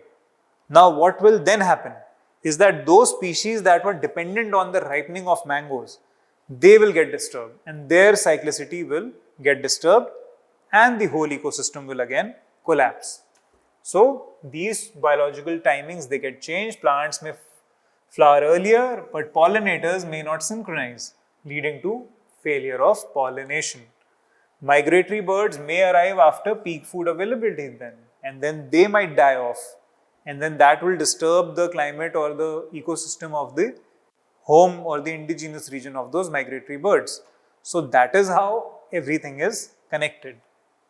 Next, extreme events and sudden ecosystem collapses will occur due to heat waves, droughts, floods, wildfires. They are all causing all such catastrophic changes. So certain changes which are sudden and catastrophic, they lead to losing of all the ecosystem benefits. Events like coral bleaching during marine heat waves, that is, the corals, they lose the color, and they lose the color. Why? Because the living organism within the coral, they die off. So the polyps, they die off. Why? Because of the marine heat wave. They cannot handle the higher sea temperatures. And then that leads to coral bleaching, leading to the death or destruction of the reefs. Then forest fires, they eliminate the habitats and they lead to loss of the seeds as well. The propagation or the progeny of the forest, they will not propagate themselves, and that will lead to again future ecosystem collapse. Then ocean warming and acidification, rising CO2 leads to ocean acidification. Again affecting calcifying organisms, as we had explained, coral reefs and shell forming organisms, they will weaken. Collapse of marine biodiversity hotspots, increased extinction risks, species which have a narrow tolerance for any such change of climate or habitat, they will easily get extinct. And mass extinction acceleration will be undertaken under these warming or climate change scenarios. We already know that scientists are talking about the 6th mass extinction that is occurring at present. So there have been 5 major mass extinctions where at the same point of time, almost more than 95 to 99% species, they got extinct in a narrow period of time. Something similar like this is happening during this era as well. So climate change can act as a great catalyst to that. Now we will talk about the important global initiatives regarding biodiversity.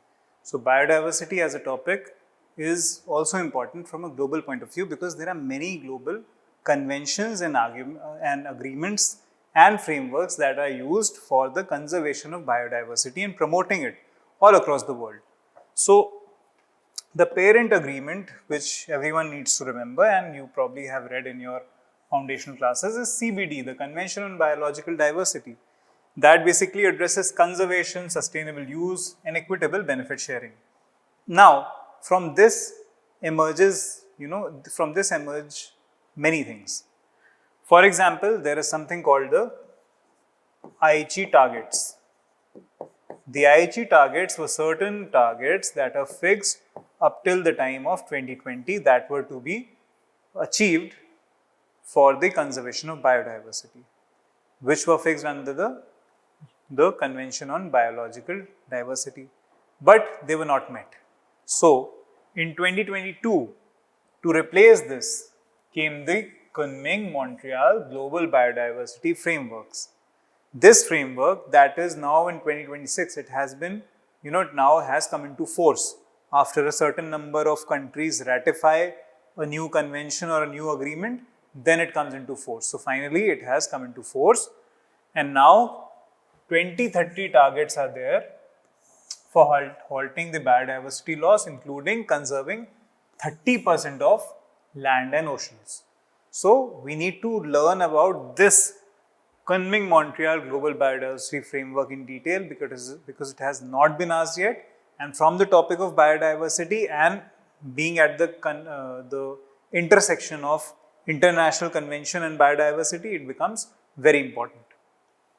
Other conventions like CITES and UNESCO Man and Biosphere Program are important, but not that important. Ramsar Convention is repeatedly asked in your environment part of the GS3, and it is asked in various dimensions. So we'll cover all of them as well.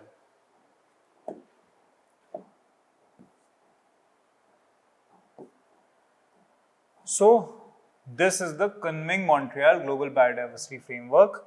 Few important things that we need to remember is it was adopted at COP15 under the CBD in 2022. It is a global roadmap to halt and reverse biodiversity loss by 2030. It emerged after the failure of the early Aichi targets, making it both ambitious and corrective in nature. So it has set 23 global targets, and basically for any international convention, what you need to remember, firstly, that it will give some funding mechanism. There will be certain targets. There will be certain protected areas. There will be an aspect of equity. There will be an aspect of accountability. So all these will be the benchmark or the basic framework of any UN convention or any international convention for protection of environment. So here there is a funding mechanism. Okay, there is a 30 by 30 target conserving 30% of land and marine areas by 2030. There is an ecosystem restoration target, 30% of degraded terrestrial, inland water and coastal marine ecosystem to be brought under restoration. Then there is the equity dimensions, which recognizes rights of indigenous communities and promotes sharing of the benefits from the resources of those areas. And accountability, that periodic reporting and reviewing the progress of those goals, as well as harmful subsidies that will be eliminated. In terms of protected areas, marine protected areas will be annotated and they will be designated to cover at least 30% of the high seas. So basically these marine protected areas and the Kunming-Montreal Global Biodiversity Framework, they are under basically a basic complementarity. So for example, the marine protected areas, there are certain other ecosystem targets that are undertaking, but the basic framework that you need to remember is 30 by 30. 30% of all land and 30% of marine areas by 2030. They have to be conserved and protected. Next, this is what India has done till now. If there is a question, if you have to write an answer on what the current status of how India is trying to follow this Kunming-Montreal Global Biodiversity Framework. India has also set 23 national biodiversity targets. These national biodiversity targets will follow the Kunming-Montreal Global Biodiversity Framework. So there are certain targets and under them there are certain actions that India has undertaken that need to be revised and remembered by you. This can act as great fodder if a specific question on Kunming-Montreal Global Biodiversity Framework is asked. So for example, Mission Life, Smart Cities, Parivesh 2.0, which is a portal for environmental clearances, the Bond Challenge that is undertaken for restoration of degraded land. Then the PM Pranam scheme, which is basically promoting the use of organic fertilizers. Then species recovery programs, natural organic farming, clean air program, extended producer responsibilities. All these things are initiatives that are part of the national biodiversity targets.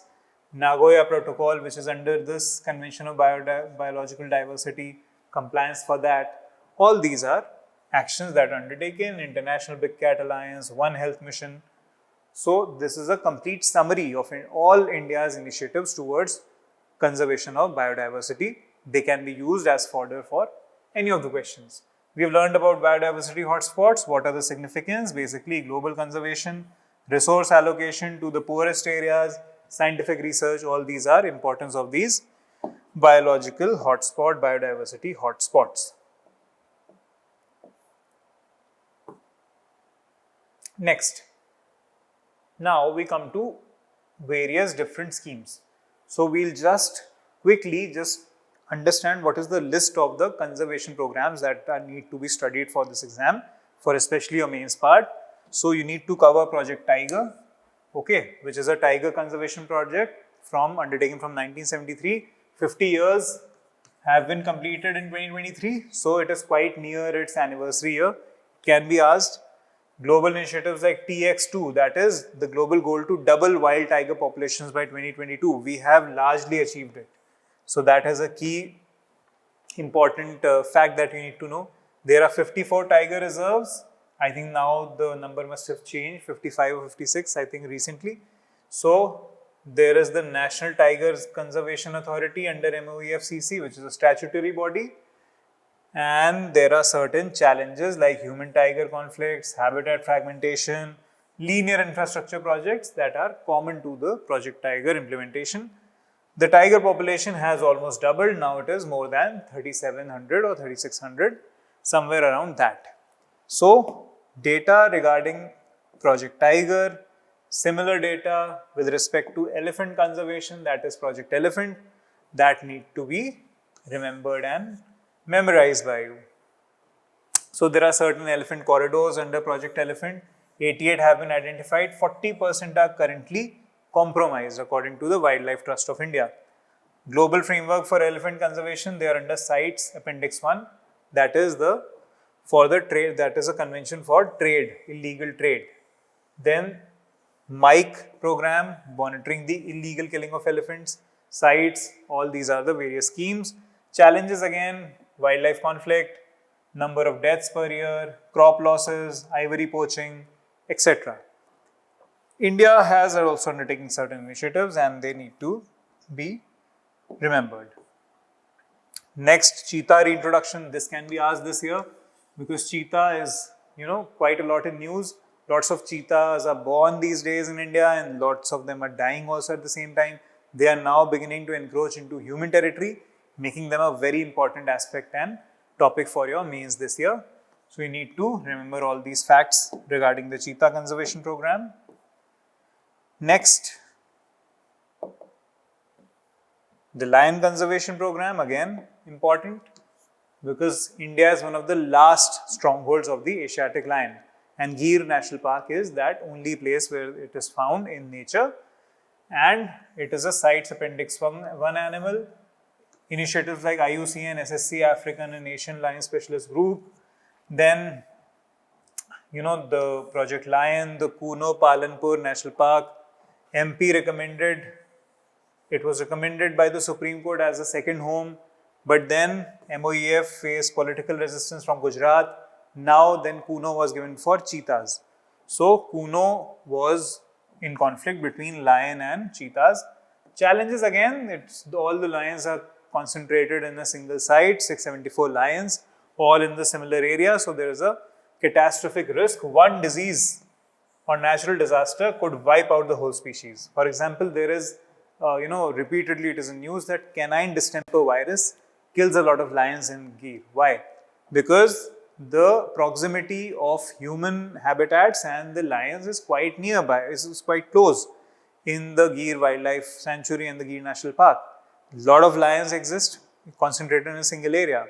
So what happens is that dogs which live in the human habitations, they are frequently eaten by the lions. And these dogs, they carry this virus called the canine distemper virus. This virus is fatal to the lions. So again, habitat fragmentation and human wildlife conflict, all these things, they lead to collapse of such ecosystems. Next, vulture conservation, repeatedly in news and repeatedly asked by UPSC either in prelims or mains. So very important, just remember 8 of 9 vulture species are on red list for India.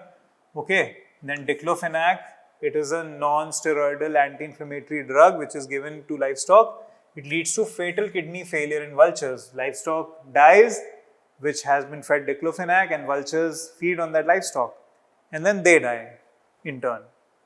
So diclofenac has been banned for veterinary use in India, but still it is being used because it is a cheap alternative and a cheap way to treat the cattle. Vulture safe zones have been established across India, which have confirmed diclofenac-free livestock. Then there are 5 breeding centers in Pinjore, Haryana, Buxa, Rani in Assam, Rajbhakatwa, West Bengal, Junagadh, Gujarat, 700 birds in captive breeding. So, National Action Plan on Vulture Conservation and threats like diclofenac, they need to be remembered and, kept a note of. Then snow leopard, again India is one of those countries which is a habitat for snow leopard. So there is a project snow leopard. We have 400 to 700 in the Himalayan states out of the total 4,000 to 7,000 the snow leopards in the world. Then there are certain states which are restricted in terms of where the snow leopards are restricted to. Then comes the Global Snow Leopard Ecosystem Protection Program, then the International Big Cats Alliance, which was started by India. So all these are initiatives for protecting the snow leopard. Next, the one-horned rhinoceros.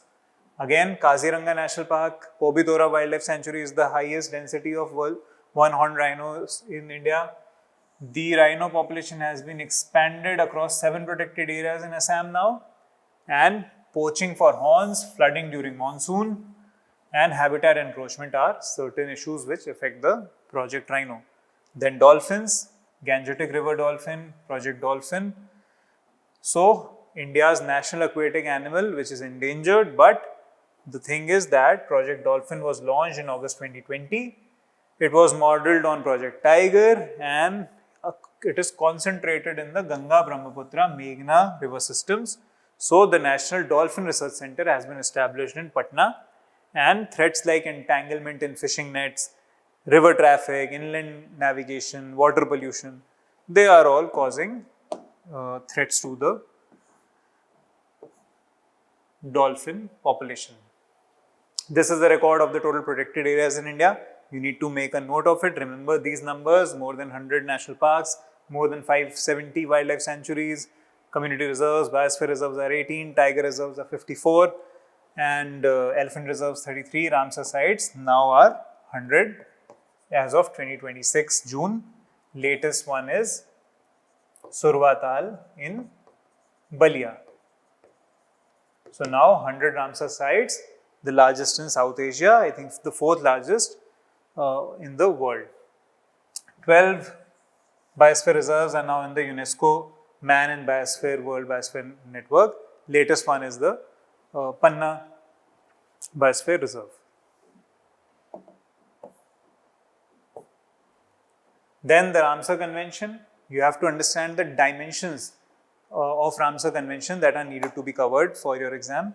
So firstly, you have to know the basic details about the Ramsar Convention, when it entered into force, who are the contracting parties, when did India join, how many Ramsar sites in the world and how many in India, and what are the total guiding principles of the Ramsar Convention. So Ramsar Convention is for the protection of wetlands. It was signed in Ramsar, which is a city in Iran, in 1975. So it entered into force in 1975, signed in 1971, and it was concentrated on saving the wetlands. Now, there are 3 pillars to it. One is the wise use, second is conservation of listed sites, and third is international cooperation. UPSC has already asked what is wise use. They have asked what is the Montreux record. That is the list of the sites, and the international cooperation part is yet to be asked. So, we will see all of them one by one.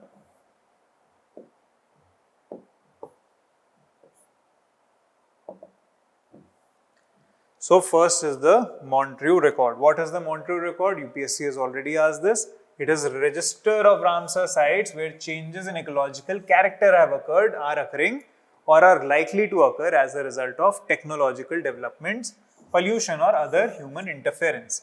So the purpose was that the Montreux record, any Ramsar site, once it is mentioned in the Montreux record, it triggers the international assistance and focused attention. It is like a red flag within the Ramsar system. So in India, Kevla Dev National Park, which is in Rajasthan, that is the Bharatpur, basically the Bharatpur Bird Sanctuary, and the Loktak Lake in Manipur.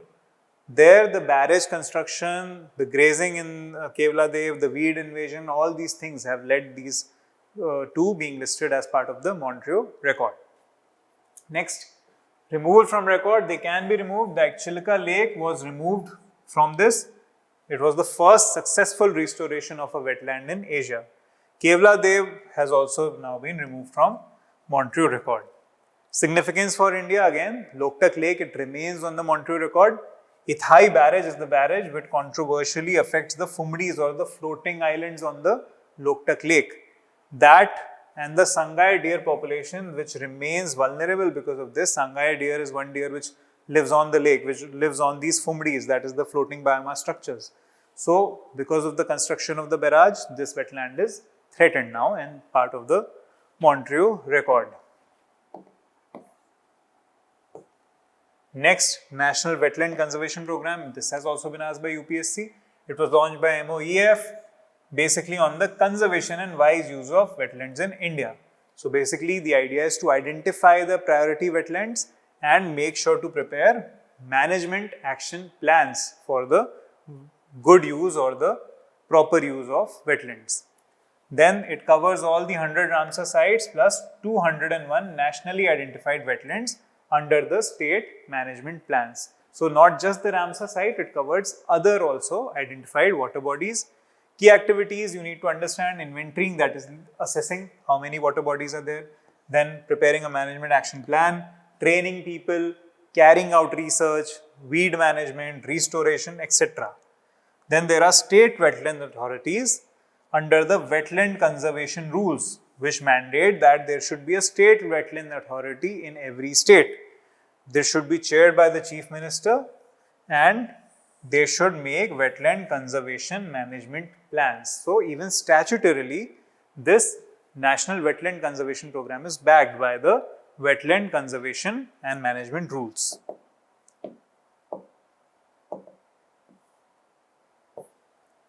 So, there is a budget to it and Amrit Dharohar scheme needs to be remembered. Amrit Dharohar is again for the promotion, conservation and valuing of these Ramsar sites and these such dharohars through local community participation, promoting ecotourism, etc.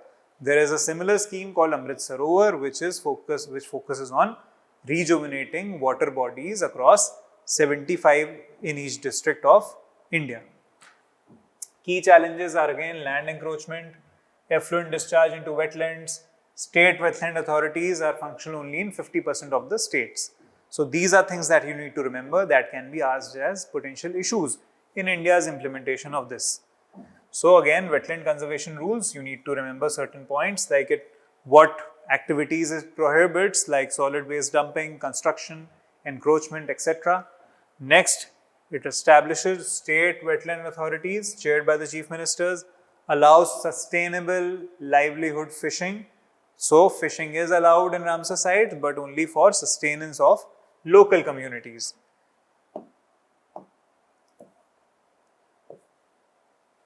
Now, what are the functions of the wetland ecosystem? This is again a very important topic that is, UPSC addresses it one or the other year, that now if wetlands are so important that Ramsar Convention is made on it, wetland conservation rules are made, then what are the ecosystem functions of the wetland?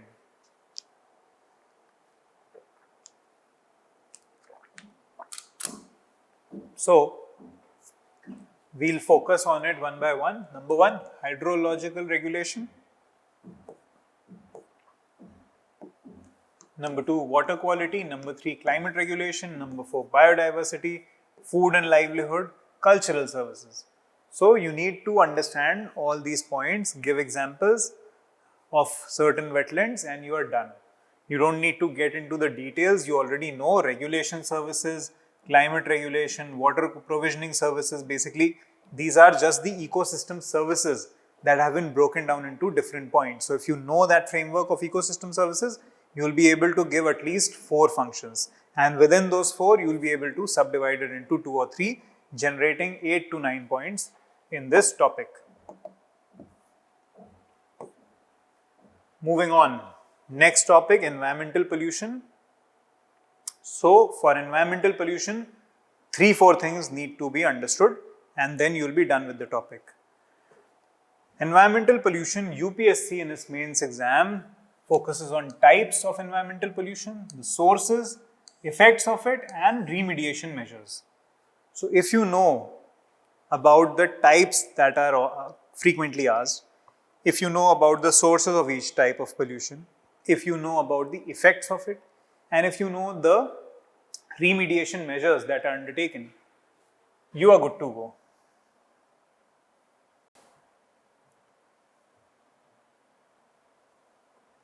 Right. So, this is regarding environmental pollution, your third topic of the day. Environmental pollution, again, you need to first know the definition of pollutants. Basically, addition of any toxin to the environment is pollution. Addition of or excessive addition of certain materials to the physical environment, which makes it less fit or unfit for life. So that is pollution, and a substance that creates this unfitness or makes an environment less fit for life is called a pollutant. So there are two types of pollutants. One is a primary, one is a secondary pollutant. Primary pollutant is something which is directly emitted from some source. Secondary pollutant is something which forms from a primary pollutant within the environment. Example of a secondary pollutant is PAN or ground level ozone. So pentaoxyacetyl nitrate, that or the ground level ozone that is formed due to the, basically it is a photo process which you studied in the process of formation of photochemical smog. So when that happens, then this is called a secondary pollutant, which is formed from a primary pollutant of nitrogen oxides.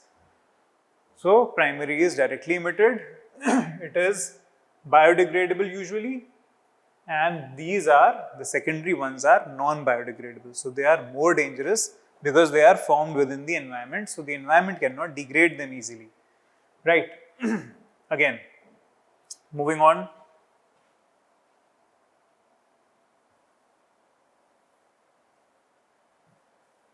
The types of pollution.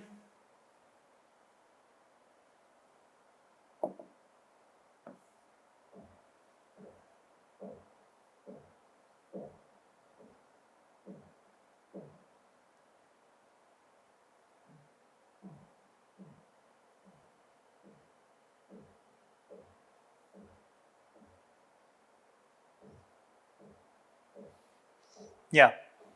So, firstly, which is frequently asked and repeatedly asked by UPSC, is air pollution. Air pollution needs to be well understood in terms of its sources, in terms of its effects, and what kinds of effects can be asked. Those dimensions I just want you to open up to. You can read the source material for all of this information. I just want you to open your eyes up to the kind of questions that can be asked and the kind of dimensions that you need to open up. So, for example, we are taking the topic of air pollution. Air pollution sources are all of these. There are certain primary sources and there are certain secondary sources. So, for each kind of a pollutant, I have given a primary source for PM 2.5, for PM 10, for sulfur dioxide, nitrogen oxide, etc. So, if you know the source of each of them, then you can mention 3 or 4. For example, PM 2.5 is vehicles, construction dust, industries, etc. PM 10 is again construction, roads, mining. Sulfur dioxide is coal power plants, etc. All of those things.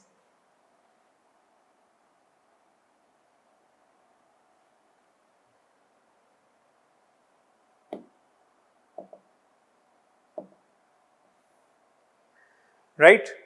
Then carbon monoxide, which is from the incomplete combustion. Then ground level ozone, which is a secondary pollutant formed due to nitrogen oxide and VOCs and ultraviolet radiation. Black carbon, that is formed from burning of biofuels. So all these are various sources of air pollution that exist in nature. Then there is the effect on health, then there is the effect on ecosystem. Now these are the parameters that will be asked in your exam for any pollutant. So you need to understand the impact on health, the impact on general ecosystem, and the impact on the kind of source of the pollutant. So if you know the impact on health, so you will break it down into human health and animal health and plant health. Within human health, you can break it down into cardiovascular health, you can break it down into pulmonary health, you can break it down into health of the skin and the eyes, the ears, whatever. So however many organs or however kinds of health that you can think of. Those will form your basic dimensions. Next, for ecosystem, again, we spoke about how you will break it down into biotic and abiotic components. So again, generating 8 to 9 points will not be an issue if you just open your eyes up and try to generate points from whatever you know. Okay. Next.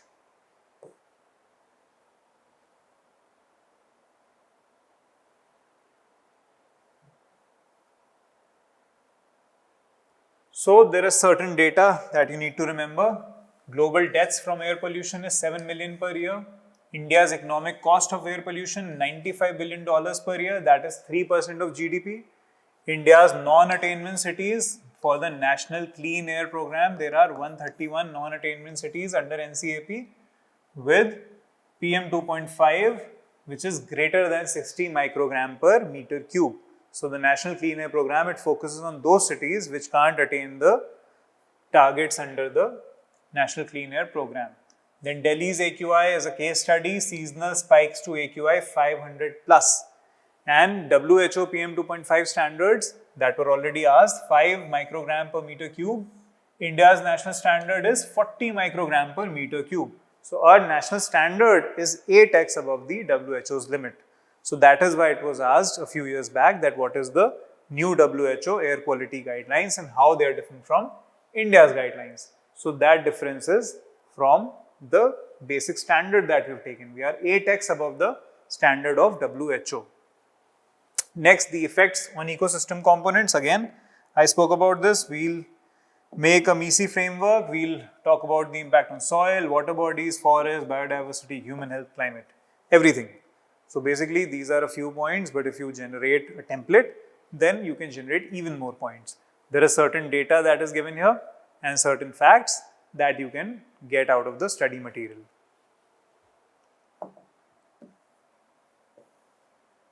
Similarly, when we talk about remediation now,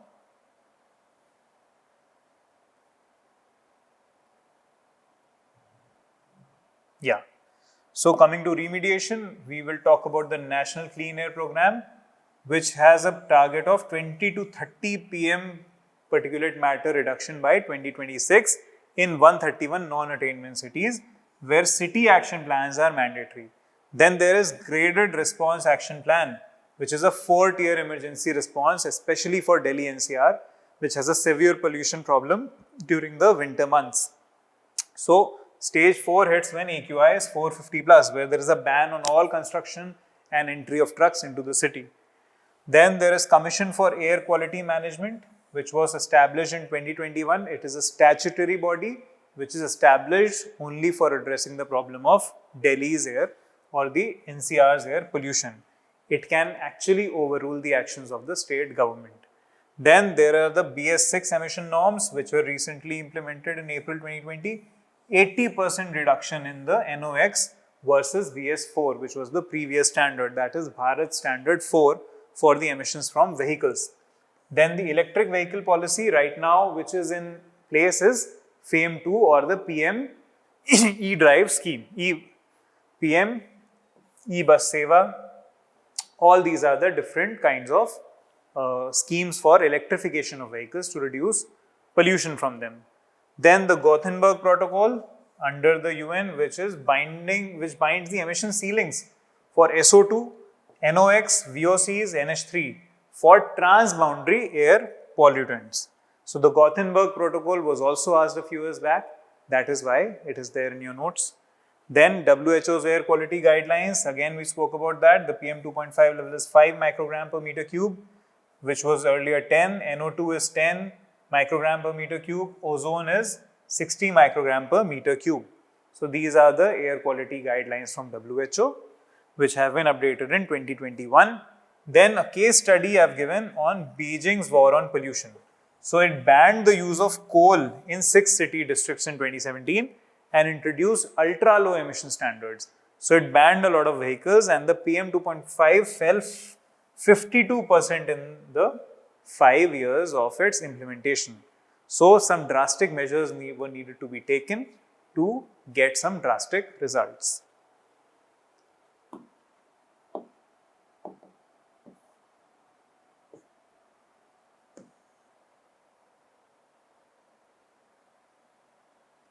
Next, we are talking about water pollution. So, for water pollution, we are looking at the source and the pollutants. Same way, sources are different like industrial effluents, municipal sewage, agricultural runoff, mining, oil spills, thermal pollution, groundwater. So, we've tried to divide it into as many components as possible for the source, then the various types of key pollutants, then examples from India, and then the data.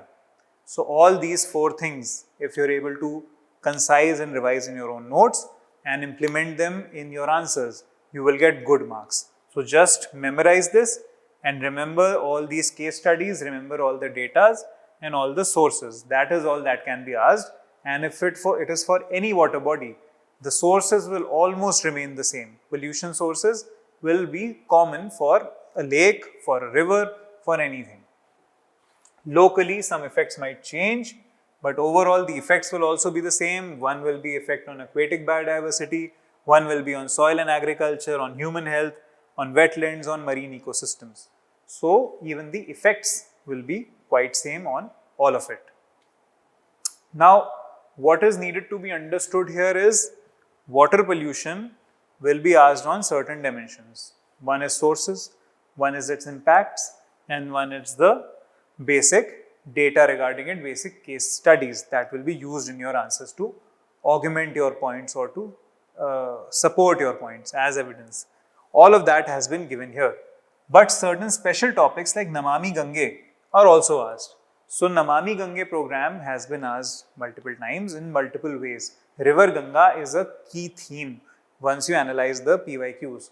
So, certain points on the Namami Gange program, its current status and its issues and a way forward, that is very important for this year's exam. So, when it comes to Namami Gange, you have to understand which is the implementing agency, that is the National Mission for Clean Ganga. It is a statutory body under Environmental Protection Act. So, under the EPA, there is a statutory body that implements the Namami Gange mission. It is an integrated conservation mission which has a 20,000 crore budget in phase 1 and presently in its phase 2 has a 22,000 crore budget. So, what is the main or one of the major pillars of it is making sewage treatment plants. 127 STPs had been completed by last year, which the target capacity here was 6,118 million liters and MLD. But NGT has observed that 60% of Ganga stretches still receive untreated waste. So, this is an ironical introduction for your answer, for any answer on an MCG, that 60% of Ganga's stretches are receiving untreated sewage or untreated waste. Then there are industrial common effluent treatment plants that are commissioned for tanneries which exist in cities like Kanpur. So, there are common effluent treatment plants, there is ghat rejuvenation, 234 ghats have been developed across 5 states. There are environmental flow norms for River Ganga. Basically, environmental flow is the flow which is a healthy flow for any river. For its ecosystem health to remain healthy, a certain minimum flow is required, which is called its environmental flow.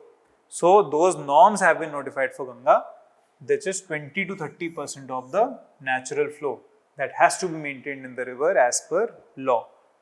Then there are tributaries that in Namami Gange is extended to 5 main tributaries, that is Yamuna, Kali, Hindan, Ramganga and Damodar. So, it is also extended to a few tributaries. Then Earth Ganga, that is economic valuation model, which promotes sustainable fishing, herbal plantations on ghats, organic farming within 5 kilometers of Ganga banks.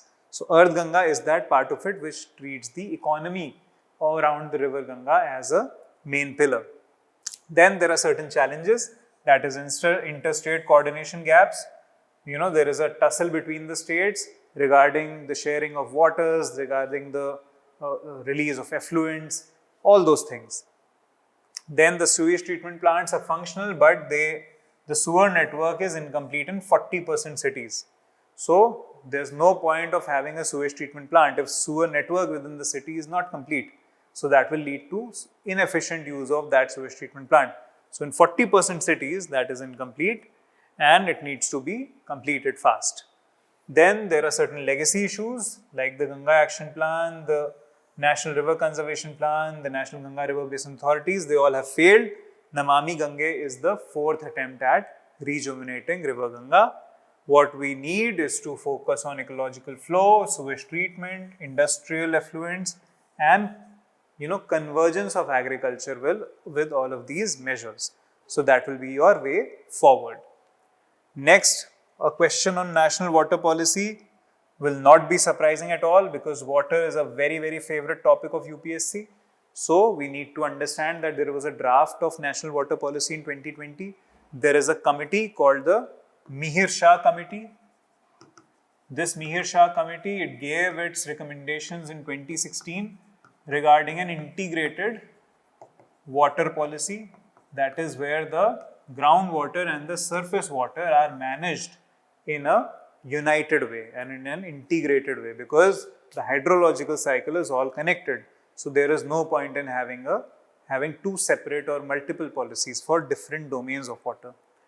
So the national water policy, it's pending finalization. The last policy was 2012. What it says is that water is a national resource. The prioritization is drinking water, then agriculture, then industry, then integrated water resource management plan is needed. Water should be seen as an economic good. Groundwater should be regulated and water quality standards need to be implemented.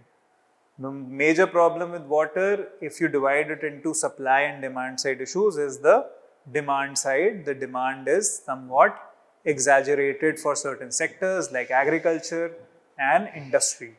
So those demands need to be reduced by reducing the cropping of water guzzling plants. So that is the main criteria here.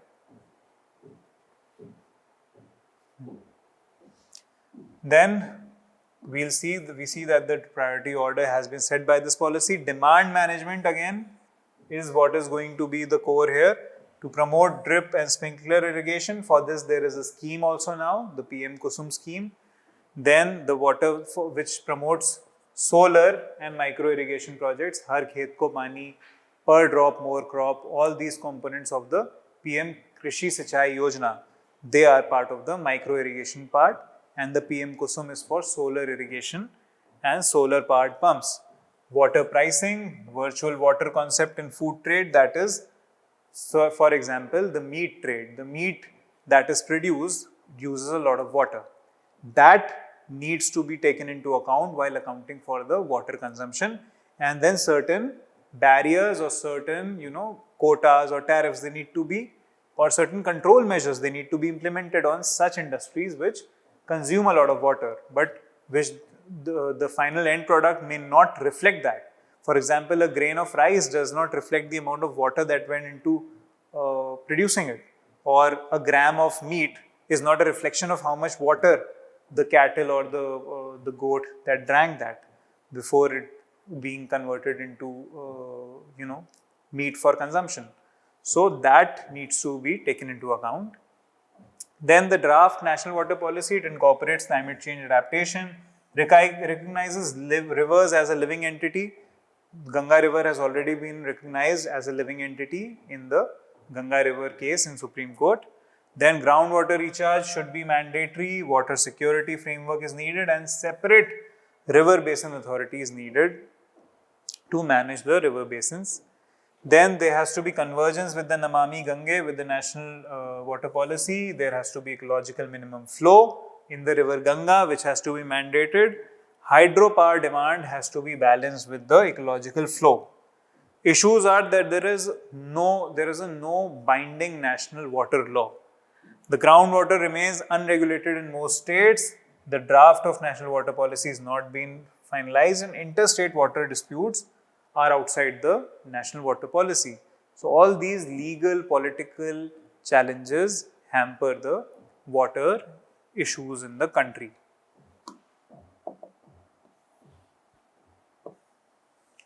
Next, topics like oil pollution, they need to be again taken on a case-by-case basis. They might be asked, they have been asked already.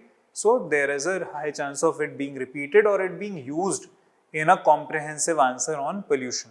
So you need to, make a note of all these, the oil pollution, the industrial pollution, all of those topics, noise pollution.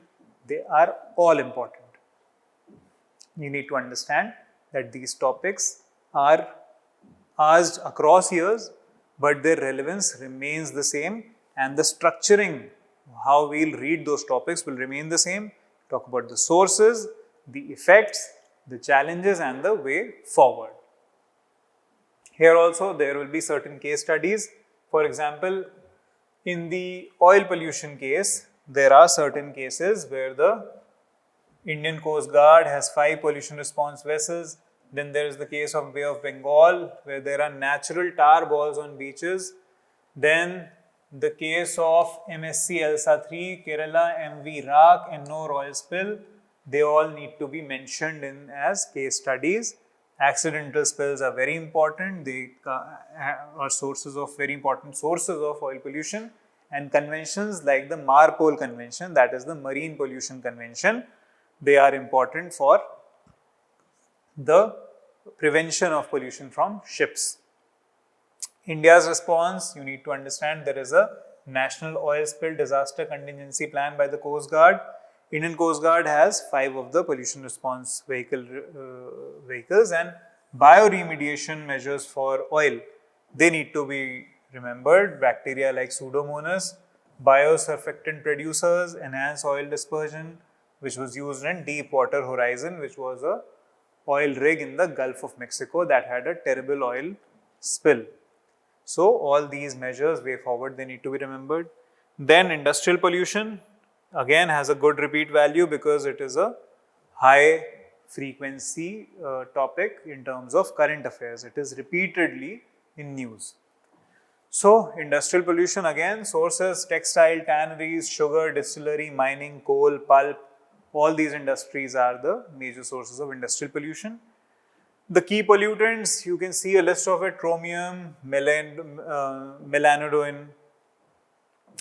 acid mine drainage for heavy metals, suspended sediments, chlorinated organic compounds, lignin-rich black liquor. All of these are industrial effluents which act as pollutants. You can see case studies of various areas: Noyal and Bhavani rivers, Kanpur Leather District, Kali River, Jharia Coalfield. All these are good examples and case studies. For example, Kali has been declared as one of India's most polluted rivers by the Central Pollution Control Board. And aquatic life is extinct in its 80 plus kilometer stretch. So this case study can be quoted just to show the importance or highlight the terrible impact of industrial pollution. Thermal power has certain pollutants like fly ash, which has heavy metals as well. And again, pharmaceuticals has antibiotics in water. So all those things are very, very highly, in news, and they need to be remembered as case studies. Then there are other case studies in Vapi, Ankleshwar, one of the most polluted areas in the world, in the country. Kodai Canal, mercury from Unilever thermometer factory. So all those things, they are good case studies to highlight the problem of industrial pollution. Same for soil pollution, some measures for soil pollution remediation. They will be similar across industrial and soil pollution: bioremediation, phytoremediation, use of technology, electrokinetic remediation, thermal treatment, soil washing. All these will be used in both the cases. Then there are some other pollutant types that are also asked by the examiners. Radioactive pollution has been asked, light pollution has been asked. For example, what is radioactive pollution? That is the release of radioactive substances emitting ionizing radiation, which removes electrons from atoms into the environment, which damages cells and DNA. The sources again are nuclear power plants, uranium mining, nuclear weapons testing, etc. And medical and use of, the medical use of nuclear devices or the nuclear substances, they also act as sources of nuclear pollution. The major problem is a half-life. They have a very long half-life. So basically, it remains hazardous for tens of thousands to millions of years, which is unparalleled as compared to other pollutants. Again, the conflict-related threats also exist. For example, seen during Operation Sindoor, there was a threat of nuclear war from Pakistan to India. And Ukraine's Zaporizhzhia nuclear power plant, it has been operational during conflict, and various attacks have been made on it. There is risk of radiological dispersion devices or dirty bombs. Then there are events like Chernobyl, which were accidents at nuclear power plants. They can all occur. So for that, India's regulatory framework, the Atomic Energy Regulatory Board, now a statutory body, then the CLND Act that has been repealed, and now the Shanti Act has come into place, which has deregulated partially the nuclear power sector. So the civil liability on the nuclear power producers has been vastly reduced by the Shanti Act, so that they're not afraid to undertake certain nuclear projects. Earlier there was a big the civil liability on these nuclear power companies, that if there was any accident then they had a greater liability, but now the liability has been reduced. The AERB is also now a important statutory body. Global governance, IEA treatments, NPT, CTBT, 123 agreement, all of these you must have read in your international relations and prelims exam. Then there are challenges in waste management, long half-life, not in my backyard syndrome. No one wants nuclear waste to be dumped in their own backyard. They want to use it and dump in other countries and other cities. So that is a big issue. Then security risks, that it can be diverted for use in weapons. Then there is an extremely high cost of disposal. So way forward, deep geological repositories for this waste, international cooperation to formulate the standards for disposing of this waste, autonomy to the Atomic Energy Regulatory Board. The nuclear expansion in the country should be phased. It should not exceed a certain pace. Then comes the topic of light pollution. Again, important because it is an unconventional topic, yet it has been asked. Light pollution is excessive or misdirected artificial outdoor light, rapidly increasing environmental contamination. So basically, excess light in the environment leads to light pollution. 70% of world population is exposed to it, 98% is in developed countries. Delhi, Mumbai, etc., large cities. At night, there will hardly be a time where there will be darkness. So there is always light, and excess light is not good neither for plants nor for humans. Ecological effects, it disrupts the circadian rhythms of nocturnal animals, even humans, affects migration, foraging. Sea turtle hatchlings, for example, are disturbed. Their orientation gets disturbed by beach lighting. Insects are attracted to lamps, which reduces the pollinator availability for pollination. Then there are effects on human health. Blue-rich artificial light at night, which you can see in the LEDs that were mostly there, they suppress the melatonin and it leads to sleep disorders. That can lead to diabetes, hypertension, etc., other related issues. So one thing leads to another, and light pollution has indirect effects on and some direct effects on human health. Next, mitigation. You have to make shielded downward facing fixtures. For example, the street lights, they should not be in a direction which so that the light diffuses upwards. Then warm colored LEDs should be used, especially at night. Dark sky reserves, they need to be made. For example, in Hanle in Ladakh, there is a dark sky reserve. Even a lot of dark sky reserves are being proposed across the Deccan Plateau, interiors of Rajasthan, etc. Why? Because there is very little urbanization there. And lack of urbanization means lack of lighting at night. That lack of lighting will lead to, preservation of a dark sky in that area, and that will help humans as well as ecosystem to regulate its circadian rhythms and also act as great places for research of extraterrestrial bodies. So these are needed.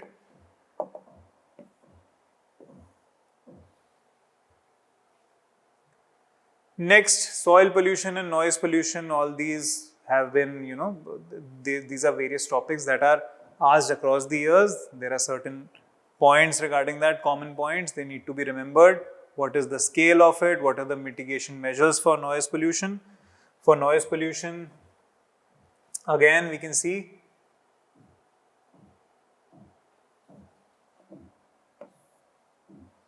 Soil pollution, we've already seen 30% of global soil is already degraded. It may rise to 90% by 2050. It is basically the decline in soil quality due to addition of harmful pollutants. Heavy metals, basically, etc., they are added to it, pesticides. In India, 146 million hectare land is under degradation. You can quote this data. Sukinda Valley in Odisha, 97% of India's chromite is mined. 60% of groundwater samples here are exceeding the safe limit. Same for Kodaikanal, we had mentioned the mercury pollution case study. They need to be inculcated.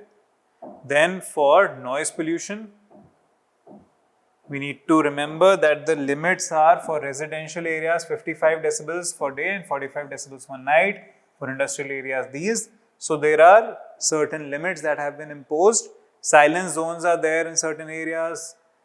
There is noise pollution regulation rules under Environmental Protection Act. However, the sources like traffic, construction, industrial machinery, aircrafts, etc., they exceed all these levels, causing noise pollution. Impacts again, hearing loss, disorientation, tinnitus, cardiovascular diseases, sleep disruption, etc. They are impacts of this noise pollution. Ecosystem effects, for example, in the marine ecosystem, sonar is used, and that sonar disrupts the orientation of various animals who live in the marine realm in deep sea areas as well as shallow sea areas. Birds also get disturbed, their mating gets disturbed, bats, etc. All of these get disturbed in their, how they carry out their life functions. For mitigation measures, we have to have regulatory measures, noise rules, they need to be updated. Urban planning has to ensure that noise pollution is a part of the urban planning system. Noise pollution limits, silence zones, noise barriers along highways, green belts, behavioral changes like awareness campaigns. They all are way forwards for this. Mumbai is a key case study. Peak traffic 75 to 85 decibels is there, 20 decibels above the normal residential limit. So NGT is active in some noise cases like the firecracker ban or the construction hours regulation case. Similarly, plastic pollution is very important for this year. A global plastic treaty is being negotiated by the UN. It needs to be taken care of because that topic intersects with the topic of pollution. So plastic and pollution, they need to be understood together. You need to have some certain data on it regarding the scale. 42 lakh tons per annum India generates per year plastic. Per capita waste generation has doubled in the last 5 years. 8 million tons of plastic enters oceans annually. 150 million tons in the oceans currently. So greenhouse gas, plastic is responsible for 3.4% of greenhouse gas emissions as well. Without intervention, the greenhouse gas from plastics will double by 2060. That is why a global plastic treaty is being negotiated. There are impacts on human health, microplastics, they are detected inside human liver, kidney, placenta, etc. Carcinogenic chemicals, they act as endocrine disruptors, they leach from plastics into tap water. So plastic in any way is not good for reproductive system, neurological system, etc. Challenges again, plastic is cheap, highly prevalent. Single-use plastic is highly prevalent, it is low value. Litters, ineffective source segregation.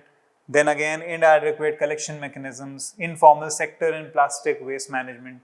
All of these are issues which affect the plastic pollution. India's contribution to marine plastic is also quite high. The Indian Ocean is an emerging garbage patch in terms of plastic pollution. Plastic waste management rules have been formulated in 2016. They can act as, a catalyst to help solve the problem. Local bodies must annually assess plastic waste generation. There is an online portal for registration of producers, importers and brand owners. Extended producer responsibility has been enforced wherein the producer is said to be responsible for collection, segregation and disposal of the plastic waste.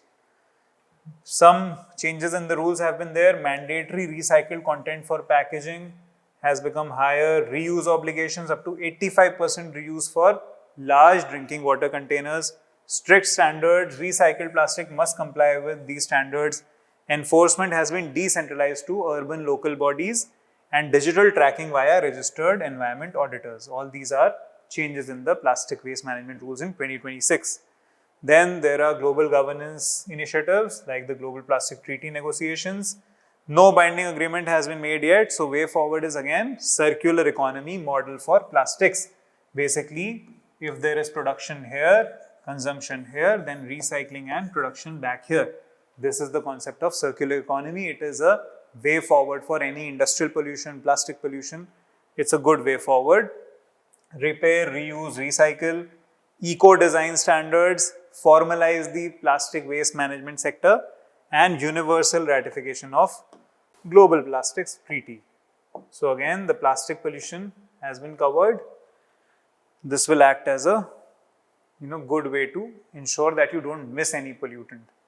Then topic on solid waste management. Again, we have to memorize certain data. 1,52,245 metric tons per day of solid waste generated in a day in India. 75% is processed according to CPCB. Challenges are collection gaps again. All the solid waste is not collected well. It is not segregated well. Land is scarce for landfills. Illegal dumping takes place. Jurisdiction is overlapping of MOEFCC and Housing and Urban Affairs Ministry and the local bodies. Technology adoption is low and there is low awareness for solid waste management and disposal. So there are certain rules made in 2026 which supersede the 2016 rules for solid waste management. Now there is a mandatory 3 category source segregation: wet, dry and domestic, sanitary / hazardous. Generator responsibility is also there. Households must segregate and hand over to authorized collectors. That means households have the responsibility to segregate and give the waste. Then the 4R principle: reduce, reuse, recycle and recover / reclaim. There is a centralized online portal for tracking the waste. Environmental compensation has been incorporated. That is the polluter will pay, which is a Supreme Court principle established under the MC Mehta case. Mandatory RDF used by industries. RDF is a certain type of recycled material. Then waste to energy plants have been in news. They are very important to ensure that the total amount of waste is not dumped and it leaches into groundwater and the environment. Rather, it gets converted into energy. The challenge is that there is high organic fraction in India's waste. We do not have a lot of inorganic waste. 51% is organic waste in a country that has a high moisture content and low calorific value. So it is inefficient in that case. There is lack of source segregation and environmental concerns are there. With landfills, there are issues that they leach into the soil and groundwater. Number 2, they act as methane emitters, which are a greenhouse gas as well as a pollutant. Then there are fire risks, foul odors, resource wastage, and they are an aesthetic blight as well. So these are issues regarding landfills. Initiatives: Swachh Bharat Mission 2, garbage free cities by 2026. Smart cities missions, they use Internet of Things where everything is tracked. Your waste is tracked from collection till its disposal to the landfill or the waste management centers. Swachh Bharat Mission Grameen Phase 2, village level solid waste management has been initiated under this. Now the way forward is prioritize biomethanation and composting over incineration. So because there is high organic fraction in our waste, we should convert that waste into biocompost, which can be used for soil enrichment. It is basically, the compost is a soil conditioner. It improves the physical and chemical qualities of the soil. Then there should be waste audits, integrate the informal sector, the waste pickers into the formal supply chains. City level solid waste management, it is needed along with the credit ratings to incentivize the performance. So all these were various categories of waste that needed to be covered. Again, there is a table finally on hazardous waste as well as biomedical and e-waste. So some data regarding this: for hazardous waste, there are 1861 major accident hazard units in the 301 districts, 25 states. For biomedical waste, 609 metric ton per day regular biomedical waste. COVID-19 itself added 101 metric tons per day. Electronic waste is 1.75 million metric tons in 2023-24. India is the third largest e-waste producer globally, and 85% of it is unorganized, managed by unorganized sector. Again, the way forward here, biomedical waste management rules. For this e-waste management rules, extended producer responsibility is very important for e-waste. Those who produce the electronic goods, they are actually mandated to be responsible for recycling and reusing the electronic waste. So, all these data, they need to be understood. Now, the topic of environmental degradation. Environmental degradation covers certain ecosystems, especially marine as well as the land ecosystem. And there are certain concepts here that are repeatedly asked in environmental degradation. Regarding the marine ecosystem, concepts like ocean acidification, we spoke about it earlier. They are repeatedly asked. So, what is the mechanism? Oceans absorb 30% of anthropogenic carbon dioxide according to IPCC Assessment Report 6. CO2 plus H2O makes H2CO3 carbonic acid, which lowers the pH of the oceanic water.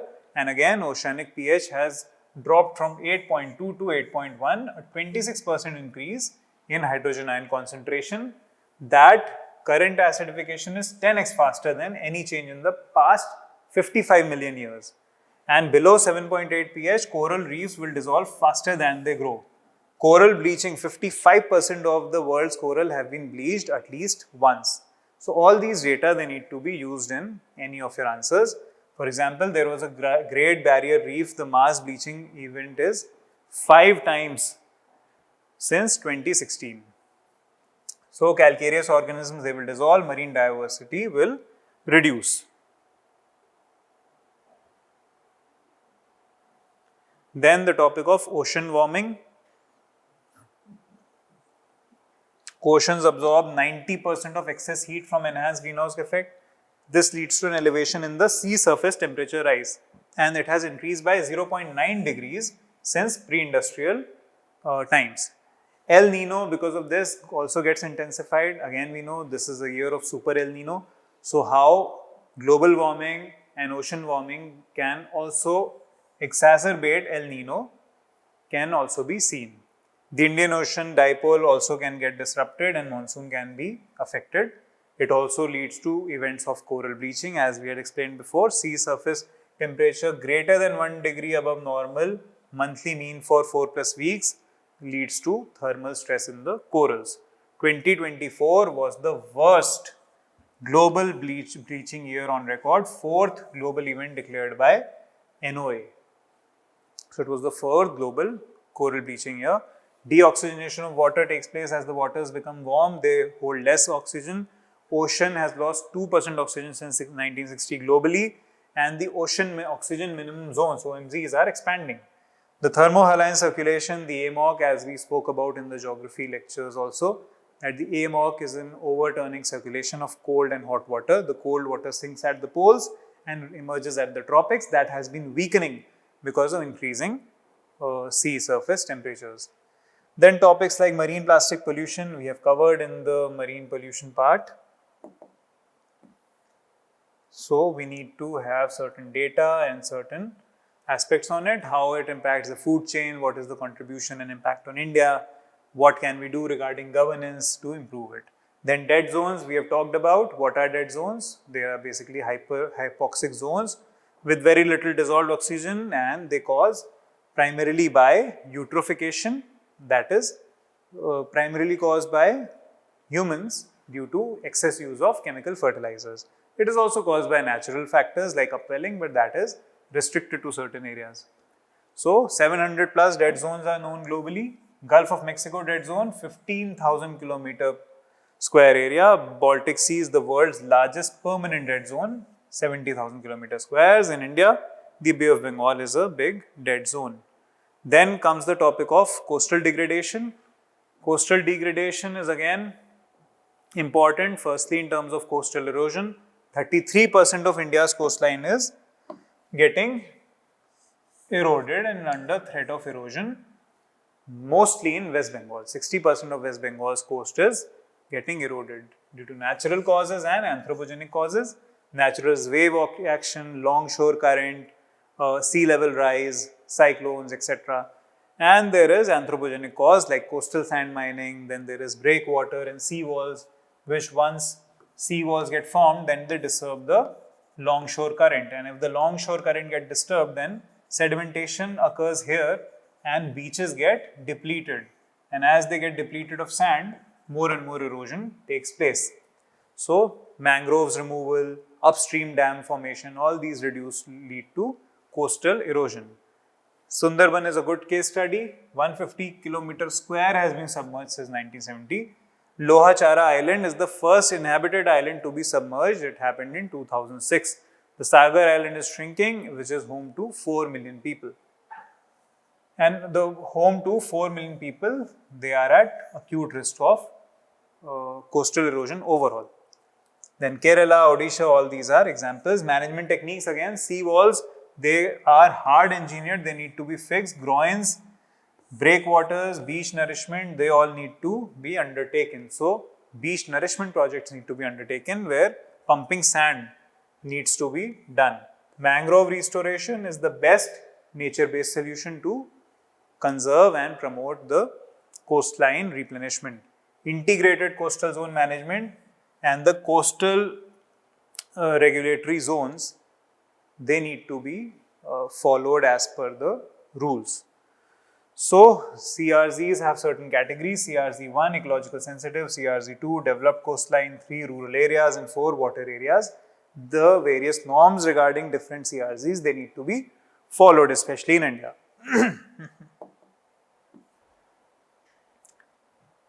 Next, seawater intrusion, 2025, it was already asked, so you don't need to focus a lot on it. It is basically the ingression of marine salty water into the fresh groundwater aquifers, which disrupts, and it happens when the pressure head of saline water exceeds that of fresh water.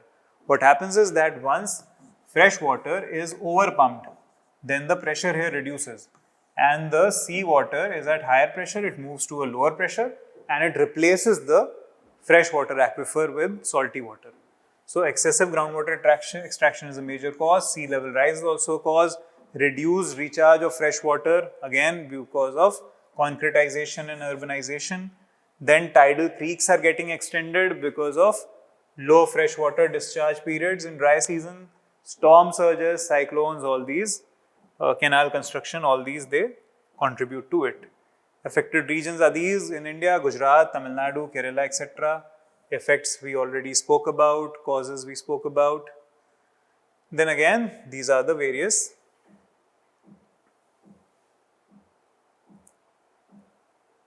remediation measures like artificial recharge, then demand reduction, physical barriers like subsurface physical barriers, bentonite walls installed perpendicular to the shoreline, fresh water injection into aquifers, desalination.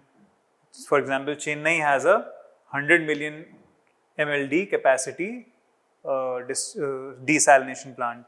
Then land use regulation, we have to follow the central groundwater bodies boards over exploited blocks notification, and we have to understand how many blocks should not be disturbed or tampered with in terms of groundwater overuse. Then mangrove restoration, like the Mishti project, is a nature-based solution, one of the best solutions to tide over this problem. Then issues like coastal sand mining are there. Removal of sand as a productive buffer is very, very important. These beaches retreat 1 to 5 meters in a year in heavily mined areas. So this is an important issue. Saline intrusion occurs because of this. Habitat destruction, for example, of olive ridley turtles, which nest on the beaches and which lay eggs on the beaches of Odisha.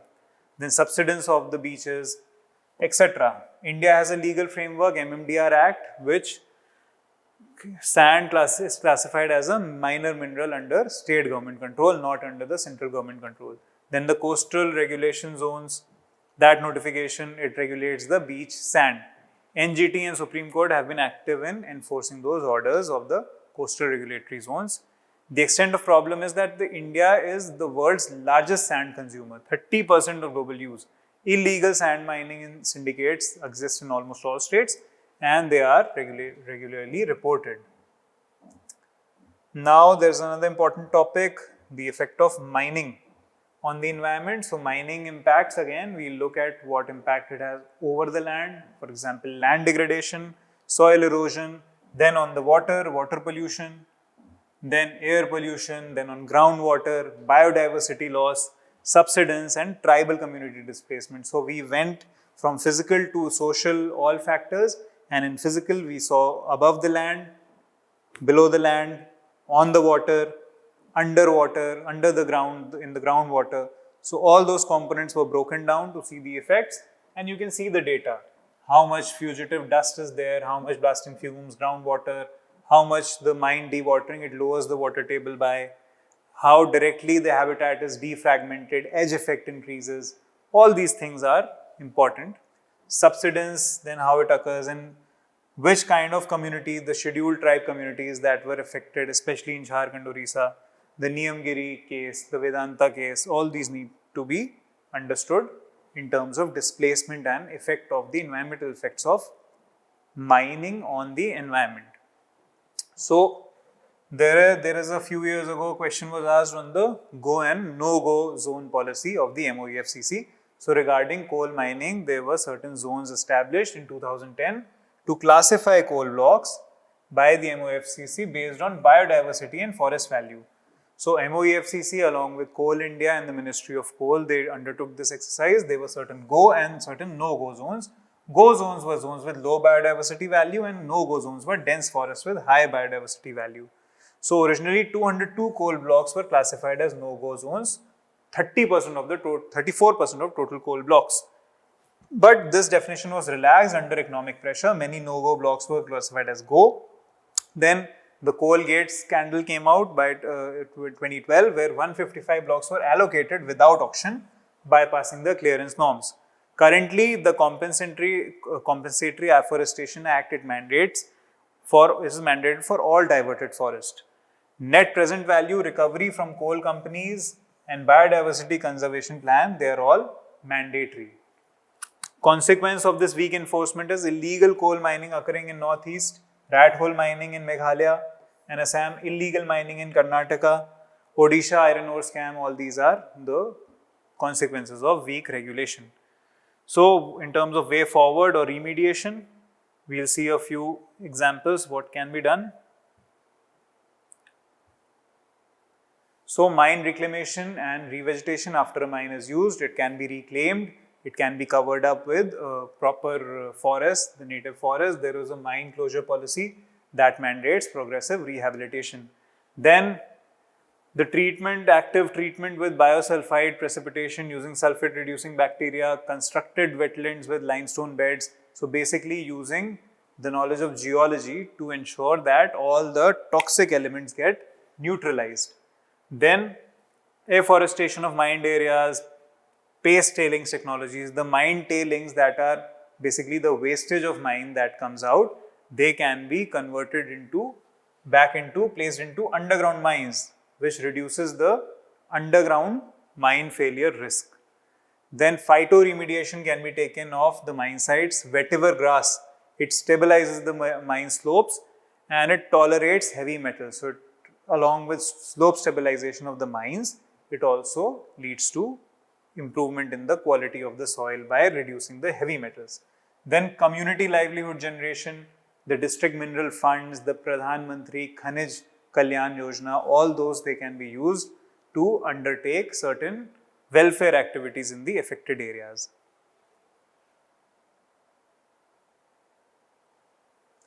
Next, certain basic data on land degradation. You should know how much soil erosion India is affected by. 31% of India's land is under degradation. Then 8.4 million hectares land is waterlogged in India. Then Indian cities are paved faster twice than the global average and then the population growth. Then 4.5 million hectares of forest is degraded in India. So all this comes under the topic of land degradation. Then the causes are deforestation, overgrazing, over-irrigation, illegal felling of forest, basic things. Again, consequences, reduced agricultural productivity, desertification of the land, loss of irrigated land, lots of things, the groundwater contamination, urban heat islands, loss of groundwater, reduced carbon sequestration, biodiversity loss, all these are interlinked topics to land degradation. So for that, way forward is land degradation neutrality. There is a UN mandate to undertake land degradation neutrality, basically to make sure that restore 26 million hectare of land by 2030, which is under the Bonn Challenge and UN Convention on Desertification. So basically, we have to ensure that whatever land has been degraded is neutralized by 2030, and for that SDG 15.3 that is undertaken to ensure that this land is restored. India's target is to restore 26 million hectares, and from that 9.8 million hectares has been restored between 2015 to 23. Then schemes like Pradhan Mantri Krishi Sinchai Yojana, where water conservation, drip irrigation, sprinkler irrigation will reduce water logging, and various other initiatives are undertaken for land degradation neutrality. You can read them.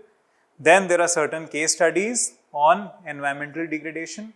They need to be understood and remembered. They have to be used across your paper. RLC, you must have seen that how much it has reduced in size. All the data is given here. Then Amazon deforestation, highly in news, and it is being converted for cattle farming, and that is leading to permanent changes in the climate across the whole South American and North American continent.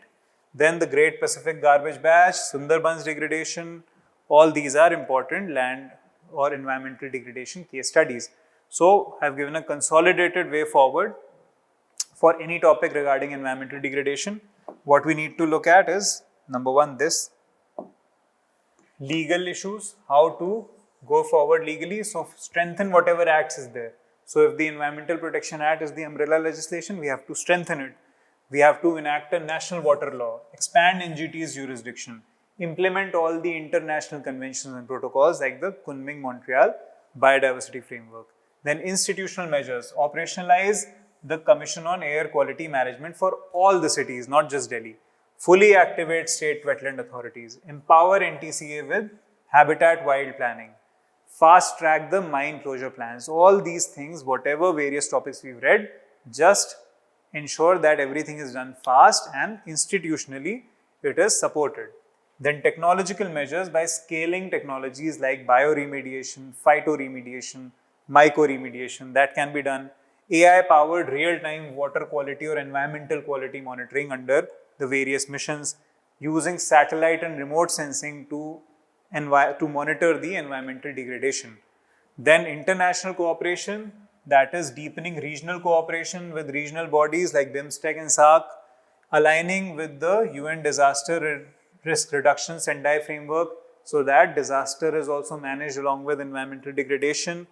Then leveraging the funding of the Global Environment Facility for undertaking such restorations. Then using community, expanding the community forest rights, integrating sacred groves into the protected areas, engaging with local community, ensuring there is democratic decentralization. Missions like the Life Mission, they need to be mentioned for any way forward. That is behavioral changes, the lifestyle changes to protect the environment. Then collecting more data to get over the data deficit. So we have to identify and establish unified data protocols, make sure that all the data that is collected is internationally following all the regulations, and integrating CPCB, CGWB, all these data sets at a single common unified portal for public access, and mandatory public disclosure of industrial pollution data. So all these things are needed to make sure that the problem of environmental degradation is tided over. So finally, we're at the end of these three topics. It was a long lecture, it had a lot of data.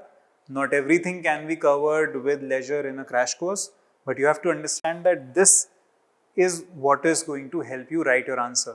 So whether you listen to this lecture or whether you go through the notes, make sure that you are able to use this and reproduce this in your answers.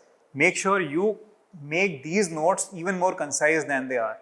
Mains is a game of making everything concise and short and ensuring that what you know can be used at multiple places. I am sure that what we have read today, it will be useful for you across all your answers, whatever will be asked in your environment paper. So don't worry, just remember things in a template and use them in your answers, and that's the way ahead. So all the best to you. See you in the next class.